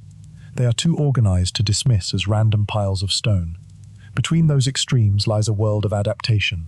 This also changes what evidence of understanding might look like. Perfect duplication can come from copying without comprehension. Intelligent variation suggests something deeper. If builders can change scale, material, and orientation while preserving useful relationships, they may understand the underlying method well enough to redesign it. The sequence becomes flexible because the people using it are not following a frozen diagram. They are applying rules. But the moment the investigation begins to see rules everywhere, another danger appears. Human beings are extraordinarily skilled at finding patterns, even where none were intended. A modern researcher already knows what a circle is. He knows the solstices, he knows famous ratios, he knows which lines might be interesting. That knowledge can quietly shape what he notices and what he ignores. So before the emerging sequence is accepted, it must face its most dangerous test. Could the entire pattern be a reflection of the modern mind looking backward? To answer that, the investigation must examine not only the places where the theory works, but the places where it fails. The stones that refuse to fit may be more valuable than the stones that seem to agree. Transmission can also occur unevenly. A community may borrow the visible form of a monument while misunderstanding its original purpose. Another may adopt only one construction technique. A third may preserve an astronomical practice, but express it through a different kind of structure. Cultural movement rarely copies entire systems perfectly. Ideas are selected, forgotten, and recombined. This makes the archaeological record messy, but the mess is exactly what living traditions produce. The expectation of perfect uniformity may therefore be modern rather than ancient. What survives should look more like branching variation, with some relationships persisting and others disappearing. Recognizing that pattern helps the investigation avoid two extremes, imagining one all-powerful lost culture, or imagining every community invented everything alone. Between those extremes lies a network of partial borrowing and independent discovery. Some builders may have learned directly from neighbors. Others may have reached similar solutions on their own. The circles can therefore resemble one another without requiring a single origin, while genuine connections can still exist without producing exact copies everywhere. Knowledge can travel farther than the object that first carried it. A traveler crossing a prehistoric landscape does not need to transport a stone circle. He does not need to carry a blueprint. He only needs to remember a method. Find the center, establish the boundary, watch the horizon, mark the turning point, divide the space, return at the proper time. A sequence like this is small enough to live in memory and flexible enough to survive a journey. This is what makes procedural knowledge powerful. Fixed dimensions belong to one monument. Rules can be rebuilt anywhere. Imagine a builder arriving in a new valley. The mountains are different. The available stone is different. The community is larger or smaller. The old dimensions no longer make sense. But the relationships still do. A center can still be chosen. A radius can still be established. A seasonal event can still be observed. A local horizon can still provide a marker. The monument changes while the grammar remains recognizable. The comparison is almost musical. A melody can be played in another key. The notes change, yet the relationships between them preserve the identity of the tune. Perhaps monument traditions behaved in a similar way. The stones are not the melody, the relationships are. This idea offers a possible explanation for why distant monuments can appear related without sharing identical measurements. It also avoids the need to imagine a single centralized authority dictating one blueprint across enormous regions. Knowledge can spread in fragments. One community may adopt the circular enclosure, but not the astronomical emphasis. Another may inherit a seasonal alignment, but express it through a passage tomb instead of a ring. Another may combine imported ideas with older local customs. The network becomes invisible because what travels is not always an object archaeologists can find. A pottery style leaves fragments. A metal tool leaves material evidence. A construction rule can leave only the structures created from it. The challenge is separating shared rules from solutions that could have been invented independently. Still, the possibility of an invisible network changes the emotional scale of the story. The circles no longer stand alone like isolated islands of mystery. They become points in a landscape of human movement. People walked between them. Stories crossed the spaces in between. Techniques changed hands. Observations of the sky could be compared. A traveler might arrive at a monument and recognize something familiar, even if the dimensions were entirely different. Not the same circle, the same way of thinking. But if the rules were truly adaptable, then variation should not be treated as a problem. It should be expected. The investigation must therefore look closely at the places where monuments differ and ask whether those differences make sense.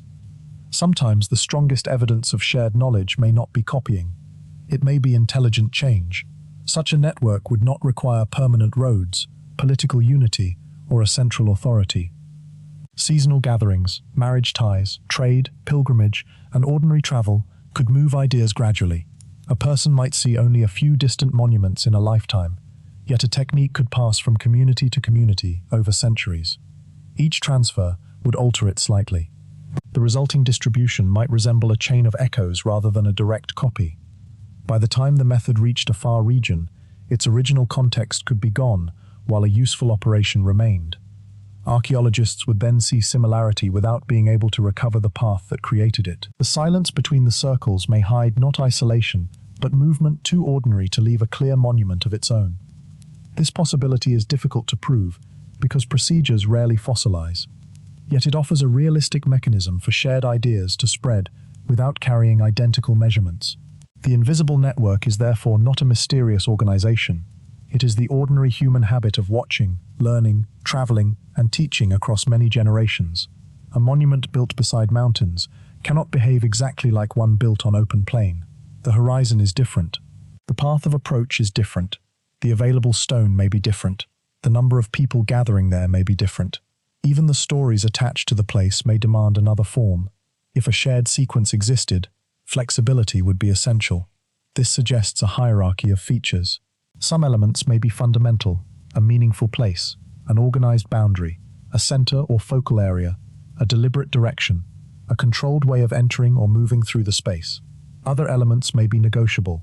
The diameter can change, the number of stones can change, spacing can change, material can change, the entrance can widen or narrow, the monument can grow through later phases. This distinction helps explain why visually different sites can still feel related. They may share structural principles while adapting every visible detail. The idea is familiar in language. Two sentences can use different words while following the same grammar. A person who understands the grammar can create new sentences rather than merely repeat one memorized phrase. The same may be true of ancient builders. If they only copied a monument, one might expect crude duplication. If they understood a method, they could redesign it. A mountain notch can replace a flat horizon marker. A local unit can replace a distant measuring standard. A smaller community can build a smaller circle without losing the relationships that matter. Variation, in this sense, can become evidence of competence. But this argument must be handled carefully. Almost any difference can be explained as adaptation if the theory is allowed unlimited flexibility. A model that explains everything after the fact explains very little, so the investigation needs boundaries of its own. Which features are predicted to remain stable? Which are expected to change? Can those expectations be stated before examining the next site? If not, the theory risks becoming another pattern trap. This is where the mystery tightens. The procedural sequence is attractive because it fits many monuments broadly, but broad fit can be dangerous. Human beings naturally notice similarities and overlook exceptions. The circle itself encourages this. Once a researcher expects an axis, almost any pair of opposing stones can create one. Once astronomy enters the story, the number of possible celestial targets multiplies. The theory must therefore survive the monuments that resist it. A site with no clear astronomical orientation matters. A ring with no recoverable center matters. A monument whose geometry cannot be reproduced by the proposed method matters. The differences cannot simply be dismissed. If the sequence is real, its limits must also be real, and to discover those limits, the investigation has to confront the most unsettling possibility of all.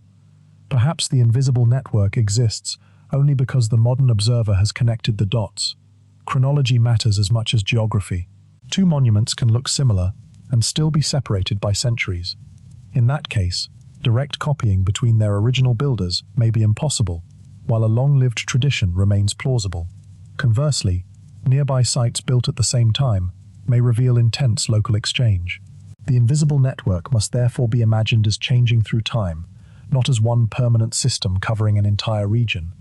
Connections open and close, populations move, ceremonial centers rise and decline. A method can survive these changes because it remains useful, while the stories attached to it transform. The same operation may carry different meanings in different centuries. This also means that maps can deceive when they flatten time. Dots that appear connected on one page may belong to different worlds. To reconstruct the network, researchers must ask not only where monuments stand, but when particular features were built. The true pattern, if there is one, moves through both landscape and history, appearing, changing, and sometimes disappearing before another community takes it up again in another place and age entirely. The human mind is built to find order. A face appears in a cloud. An animal emerges from the shape of stars. A random series of events begins to feel meaningful after the third coincidence. This ability is useful. Pattern recognition helps people survive. But in the ruins of the distant past, it can become dangerous. Ancient monuments offer almost unlimited opportunities for connection. There are many stones, many gaps, many possible centers, many directions, many horizon features, many solar, lunar, and stellar events. Draw enough lines and something will align. Measure enough distances and some ratio will look familiar. Search enough monuments and a few will fit almost any preferred theory. The problem becomes especially serious when the researcher knows the answer he hopes to find. Suppose he expects a solstice alignment. He looks for stones near that direction and finds two. Their line is not exact, but erosion provides tolerance. Another stone does not fit, so it is assigned to a later phase. A nearby hill strengthens the story. By the end, the alignment appears convincing. Every step may be reasonable by itself. Together, they may create an intention that never existed. The same danger applies to measurement. A proposed unit can be adjusted slightly. Uncertain dimensions can be rounded. Damaged sites can be excluded. The remaining pattern becomes cleaner with every decision. This does not mean researchers are dishonest. It means expectation is powerful. The emerging six-step sequence must therefore be treated as a hypothesis, not a revelation. Could simple circular construction explain the geometry without symbolic meaning? Could apparent astronomical directions occur by chance? Could similar methods arise independently because the same tools naturally produce them? Could modern restoration make certain patterns more visible than they originally were? A genuine theory should become stronger when challenged, not merely protected from challenge. That leads to a hard rule. The investigation must search for failure. Instead of collecting only monuments that support the sequence, it must examine sites where the pattern breaks. Instead of celebrating precise ratios, it must ask whether those ratios were predicted. Instead of drawing every possible celestial line, it must decide which events should matter before looking. The mood of the story changes here. For chapters, the pattern has slowly emerged from the stones. Now the investigation will try to destroy it. This is not an act of skepticism for its own sake. It is the only way to know whether anything remains after coincidence and selection have been stripped away. Perhaps the six-step sequence will collapse. Perhaps the supposed astronomical grammar will dissolve into chance. Perhaps the megalithic circles will return to being separate monuments with separate histories. Or perhaps something simpler will survive precisely because it is too basic to disappear. The next chapter becomes the trial. The stones that do not fit are called to testify. The perfect numbers are questioned, and the investigation asks whether a mathematical interpretation can be completely correct while the historical story built around it is completely wrong. The best defense against this bias is not to stop searching for patterns. It is to make the search harder. Researchers can define expected relationships before measuring new sites. Independent teams can test the same monuments. Competing explanations can be compared. Failed predictions can be published rather than quietly forgotten. The goal is not to remove imagination from archaeology. Imagination is necessary to propose what vanished practices might have been. The goal is to force imagination to leave footprints that evidence can follow. A theory becomes valuable when it risks embarrassment. If the next monument can prove it wrong, then a successful prediction begins to mean something. The mystery survives, but it becomes disciplined. This approach may feel less exciting than declaring a universal code, yet it creates a stronger form of wonder.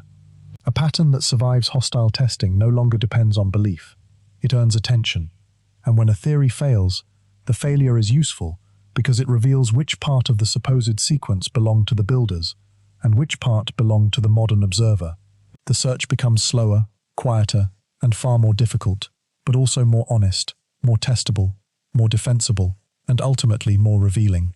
The trial begins with damage. A complete monument would be difficult enough to interpret. Most ancient circles are not complete. Stones have fallen. Some were removed for building material. Others may lie buried. Later generations altered sites for reasons unrelated to the original design.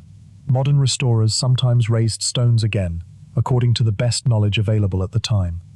Every loss creates uncertainty. Suppose only half a ring survives. A researcher can estimate the original circle, but several reconstructions may fit. If one reconstruction creates a beautiful geometric relationship, is that evidence of ancient intention, or simply the result of choosing the version that looks best? The problem becomes sharper when lines are drawn. Two surviving stones define a direction, but were they originally intended to function as a pair? Another missing stone might have changed the apparent emphasis completely. This is why prediction matters. A strong theory should tell researchers something they do not already know. Imagine hiding part of a monument plan. Using only the proposed geometric method, can the missing positions be predicted? If the predicted locations match independent archaeological evidence, confidence grows. If the pattern can only be discovered after every stone is visible, it may be descriptive rather than explanatory. The same test applies to astronomy. Before examining the monument, decide which celestial events are expected to matter. The major solar extremes are obvious candidates. Specific lunar events may be tested if there is independent reason to consider them. But if every star, planet, moon position, and seasonal date is allowed, almost any direction can become significant. A theory must accept the possibility of being wrong. This sounds simple, yet many famous ancient decodings work backward. First, an impressive result is noticed. Then the monument is searched for features that explain it. The final story feels predictive, even though the pattern was chosen after the answer was known. Here lies one of the most uncomfortable lessons in the investigation.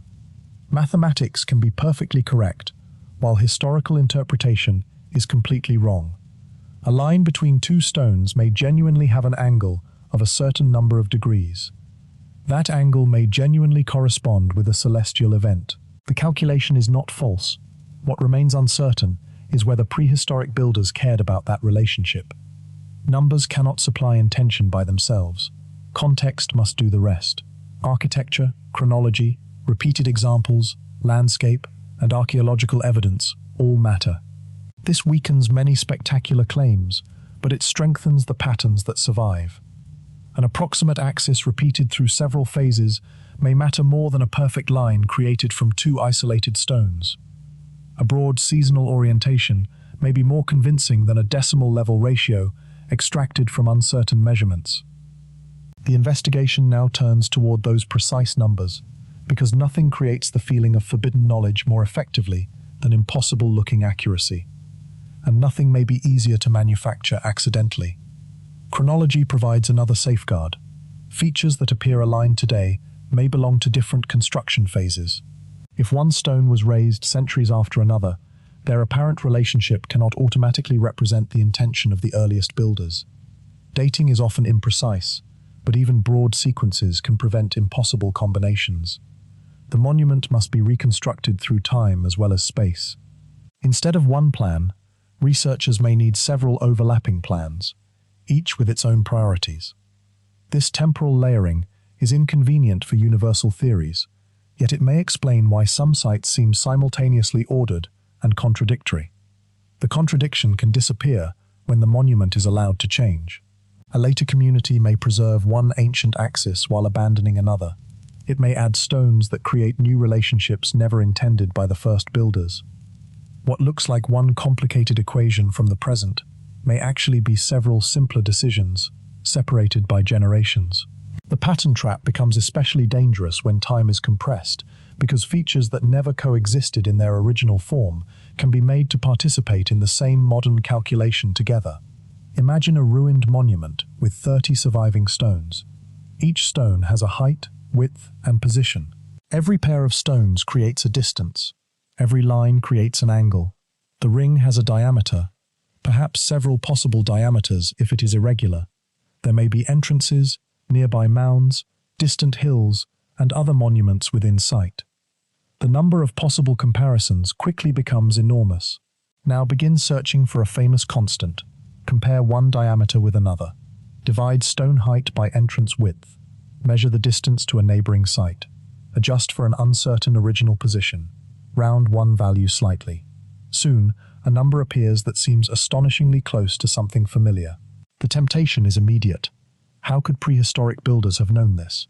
But the better question is different. Why was that particular comparison made? If the ratio was chosen only because it produced an interesting result, the discovery may say more about the search than about the monument. This is the multiple choice problem hidden inside ancient mathematics. When hundreds of possible measurements are available, unlikely coincidences become increasingly likely. Precision can therefore be deceptive. A claim that a damaged monument encodes a modern constant to many decimal places should create caution, not automatic awe. The stones themselves may not be positioned accurately enough to justify that level of certainty. The original builders may not have required it. The modern measurement process may contain more uncertainty than the final number admits. This does not mean prehistoric people were incapable of precision. It means the claimed precision must match the quality of the evidence. Broad relationships often survive this test better. An entrance faces roughly toward winter sunset. A principal axis divides the monument. Repeated spacing suggests deliberate organization. A center and boundary can be reconstructed within reasonable limits. These statements may sound less sensational than a hidden constant accurate to 6 decimal places, but they are often historically more meaningful. The investigation begins stripping away fragile patterns. The universal ruler becomes uncertain. The perfect ratios become conditional. The most elaborate astronomical webs lose strength when too many possible targets are considered. Something simpler remains. People measured, people divided space, people created direction.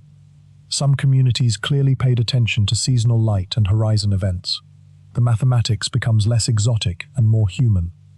This is not the ending many mystery stories would choose. It removes the spectacular answer just when the audience expects a revelation. Yet the real twist is still ahead. The 6-step sequence itself must now face monuments where it does not fit neatly. If it cannot survive exceptions, it cannot be called universal. And the title's most dangerous word is about to be examined: every. There is also a subtle emotional trap in precision. Exact numbers feel like secrets because they seem unlikely to arise from ordinary life. A broad seasonal direction feels understandable. A ratio carried to several decimal places feels forbidden. That emotional reaction can reward the weakest claims simply because they are the most dramatic. A careful investigation must resist the thrill of unnecessary exactness. Ancient knowledge does not become more impressive when modern analysts add digits the stones cannot support. In many cases, the ability to create a stable axis or repeat a large distance with simple tools is already remarkable. The achievement does not need numerical decoration. This is especially important when uncertainty enters at several stages. A stone may lean. Its original base may be unclear. The center of an irregular circle may be estimated differently. The horizon may have changed slightly. Each uncertainty widens the range of plausible values. Presenting one precise final number can hide all of those choices. Honest analysis should allow the uncertainty to remain visible. Sometimes a rough relationship that survives every reasonable reconstruction tells us far more than a perfect ratio that exists only under one carefully selected measurement and one preferred reconstruction of surviving stones at one moment in time. Not every ancient stone circle points toward the same celestial event. Not every ring preserves an obvious center. Not every monument contains a clear entrance, axis, or recoverable pattern of equal division. Some sites have changed too much to support confident reconstruction. Others may have served purposes that had little to do with astronomy. Even among monuments that look similar today, construction histories can differ by centuries. The exceptions matter. They prevent the investigation from turning a useful model into another myth. The phrase, "found inside every ancient megalithic stone circle," sounds powerful because it promises certainty. One sequence. Every site. One secret connecting them all. The evidence does not support that literal claim. No single numerical sequence has been demonstrated beyond dispute in every megalithic stone circle. No universal measurement has been proven to govern them all. No one astronomical blueprint explains every monument. For a moment, the mystery appears to collapse. Then the failure itself reveals something deeper. Across these traditions, ancient communities repeatedly faced similar human problems. How does a group define a special place? How does it establish a boundary large enough for many people? How does it preserve direction? How does it coordinate construction? How does it remember seasonal change? How does knowledge survive the death of the person who first noticed a pattern? Mathematical thinking can help answer these questions without requiring a universal secret code. A fixed distance creates order. A center organizes space. A repeated interval supports construction. An axis preserves direction. A horizon marker connects place with recurrence. These operations are simple enough to arise independently and useful enough to spread between communities. The true pattern may therefore be statistical and cultural rather than absolute. Not every monument follows it, but enough monuments reveal pieces of it to show that prehistoric builders were capable of organizing space through repeatable relationships. This is a more modest conclusion than the promise of a lost master equation. It is also harder to dismiss. The magical answer has been removed, but the mystery remains. Why the circle? Why does this shape appear again and again in monumental traditions? Part of the answer may be practical. A circle can be generated from a center with a rope.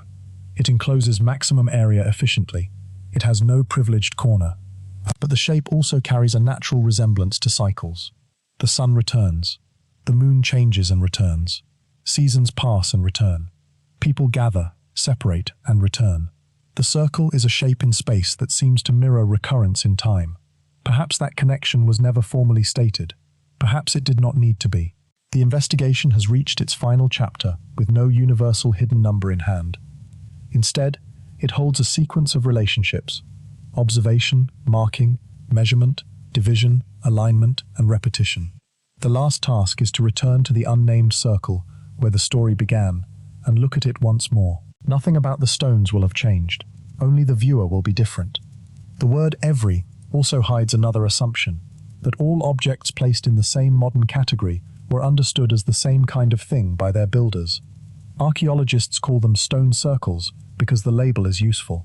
Ancient communities may have distinguished them by purpose, ancestry, location, season, or story in ways no longer recoverable. Expecting one code across every circle may therefore be like expecting every modern building with 4 walls to share one sacred formula. Similar form does not guarantee identical meaning. The category itself can create the illusion of unity. Once that is recognized, the investigation becomes freer to ask which patterns belong to particular traditions and which arise simply because circular building solves common problems efficiently. Some rings may have framed gatherings. Others may have related to burial, memory, seasonal ceremony, or boundaries. Several functions may have overlapped. This diversity does not make comparison useless, but it changes the question. Instead of demanding one explanation for all circles, researchers can ask why certain mathematical operations recur in different contexts. The recurring operation may be widespread because it is useful, while meaning attached to it remains intensely local, shaped by memory, landscape, ritual, ancestry, and the needs of each community. Before sunrise, the circle looks almost exactly as it did at the beginning of the story. The stones are dark against a pale horizon. The grass is still. Nothing moves except the light. But the empty center no longer seems empty. It is a reference point. The space between 2 stones is no longer merely a gap. It can hold a direction. The horizon is no longer background. It can become part of the instrument.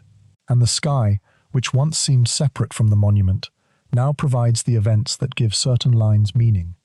The investigation can finally assemble its strongest candidate sequence. Observe. Before anything is built, someone pays attention. A sunrise shifts. A shadow changes. The moon reaches an unusual place. A season turns. Mark. The observation is tied to the landscape. A temporary post, a stone, a tree, a hill, or a remembered standing place gives the event a location. Measure. Distance becomes repeatable. A center is established.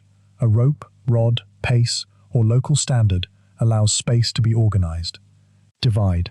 The boundary is broken into intervals. Entrances are created. Interior areas are structured.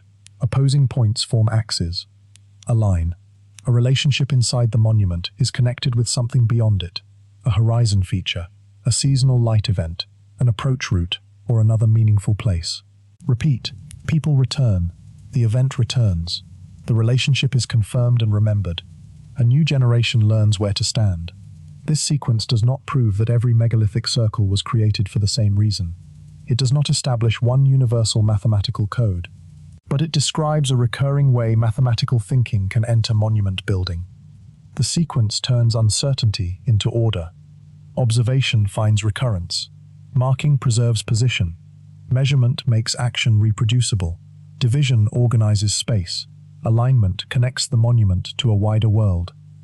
Repetition carries knowledge through time. The secret, then, may not be a number hidden inside every circle. It may be a method for turning cycles of time into relationships in space. This is why the stones can appear to count without containing written numbers. They hold positions. Positions create intervals. Intervals create directions. Directions can return attention to recurring events. The stones remain still while the sky repeats. Perhaps this is what they were really counting. Not numbers in the modern sense. Returns. The return of light to a horizon notch. The return of a season. The return of people to a gathering place.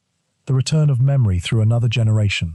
Once seen this way, the circle becomes less like a puzzle left for us and more like a tool created for them. And that may be the most important shift of all. The builders were not necessarily trying to impress the future. They were organizing their own world. This interpretation also changes the role of the observer. The monument is incomplete until someone occupies it. A line on a plan exists anywhere, but an alignment is experienced from a position. The viewer must stand somewhere, face somewhere, and wait.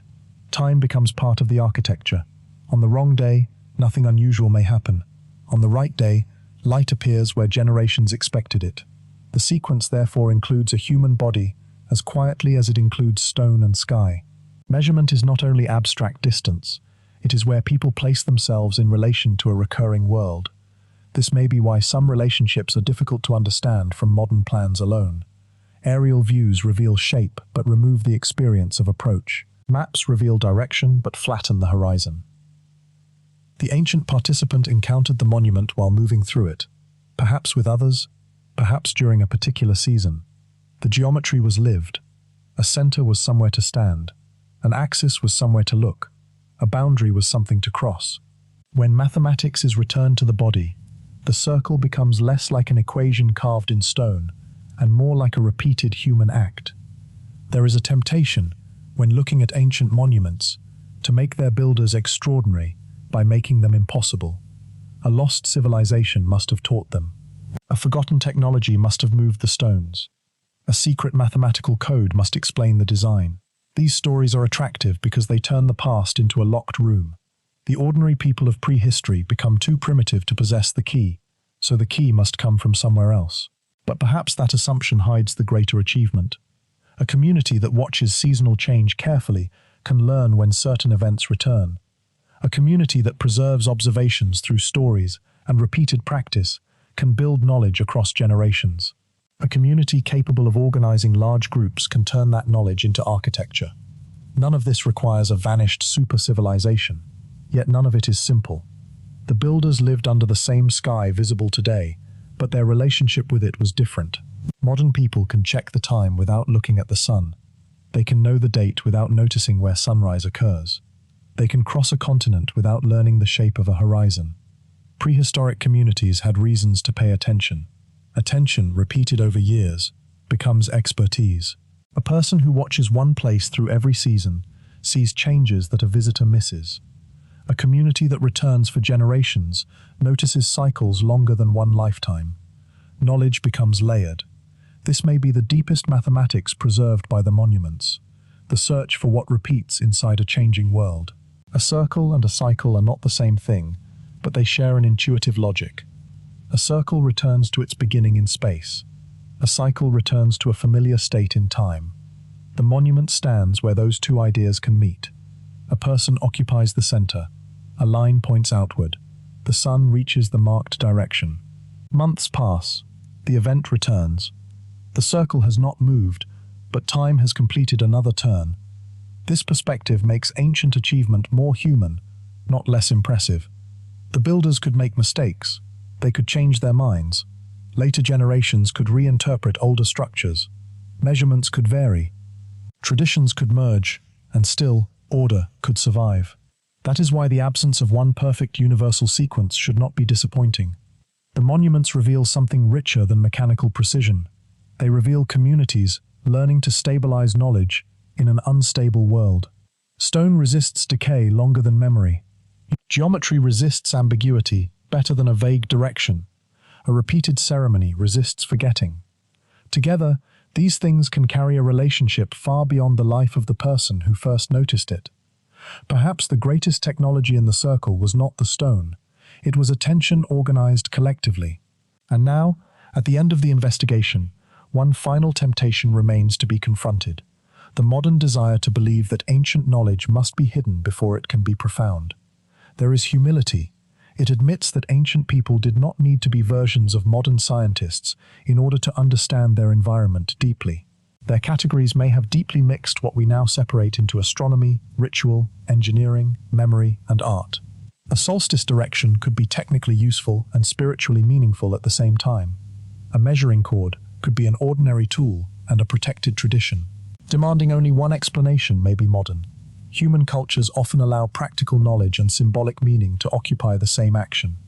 That possibility makes circles harder to decode, but easier to understand as products of real communities. It also protects ancient builders from two opposite distortions. They need not be dismissed as primitive people placing stones without planning, and they need not be transformed into members of an impossibly advanced lost civilization. Between those stories are skilled human beings observing, experimenting, remembering, and building with the resources available to them. That middle ground may be less sensational, but it is where their achievement becomes most believable and most impressive. Modern people look at ancient stones and search for messages. A lost equation feels satisfying because it can be solved. A secret unit feels satisfying because it can be named. A forbidden sequence feels satisfying because it creates the sense that history has concealed something precise. But the investigation has arrived at a stranger possibility. Perhaps the most important knowledge was never hidden. The center was visible. The horizon was visible. The sun returned. The seasons changed. The builders paid attention long enough to recognize relationships that modern life allows most people to ignore. This does not close every question. Individual monuments still contain unresolved mysteries. Astronomical intentions remain debated at many sites. The degree of geometric planning varies. The possibility of shared measurement traditions remains contested. Cultural connections are complex. Some monuments may preserve meanings that archaeology will never recover. Uncertainty remains. But uncertainty is not emptiness. The investigation can say what the evidence does not justify. There is no established proof of one identical secret mathematical number encoded in every ancient megalithic stone circle. The monuments are too varied. Their histories are too complex. Too much has been lost. Yet the investigation can also say what repeatedly appears possible. Ancient builders could choose centers. They could maintain distances. They could divide space. They could establish axes. They could observe recurring celestial events. They could connect directions on the ground with meaningful places on the horizon. And they could preserve these relationships through repeated practice. That may be enough to explain why mathematics seems to haunt the stones. Not because every monument contains the same equation, because building monumental order requires relationships, and relationships are where mathematics begins. The title promised a sequence found inside every circle. The journey found something less literal and perhaps more important. Observe, mark, measure, divide, align, repeat. 6 simple operations. None is mysterious by itself. Together, over generations, they can transform attention into architecture. The sky brightens. But sunlight reaches the edge of the monument and moves slowly across the stones. The same light has crossed this place more times than anyone can count. People have come and gone. Languages have disappeared. Stories have been forgotten. Stones have fallen. Still, the event returns. The monument does nothing to make it happen. It only waits in the correct place. And perhaps that is why these circles remain so powerful. They do not simply remind us that ancient people could move stone. They remind us that ancient people could notice repetition, preserve direction, and build for observers who had not yet been born. The final mystery is therefore not whether they possessed impossible knowledge. It is how much can be learned when generations watch the same world carefully. The answer may never be complete. Perhaps it should not be. Because every dawn at an ancient circle repeats the original experiment. The stones stand still. The horizon waits. Light returns from a direction fixed by forces far older than any monument. A modern visitor can stand where others once stood and watch the relationship happen again. No secret inscription is required. No hidden chamber must be opened. No forbidden book needs to survive. Perhaps the secret was never a number hidden inside the stones. Perhaps the secret was knowing exactly when to return. The investigation ends where it began, but with different darkness. At first, darkness meant ignorance. The stones seemed to conceal an answer. Now darkness simply means the hours before another return of light. The monument need not surrender a final code to be meaningful. Its power lies in visible relationships and intentions that time removed. The unanswered questions are not failures. They are boundaries around what can honestly be known. Beyond them, imagination may wander, but should remember where evidence ends. That discipline does not destroy wonder. It protects wonder from becoming fiction disguised as certainty. The circle remains mysterious, because questions remain open, not because every answer was hidden.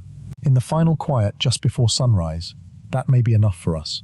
The stones have already revealed something rare, a record of people who watched long enough to turn recurrence into place.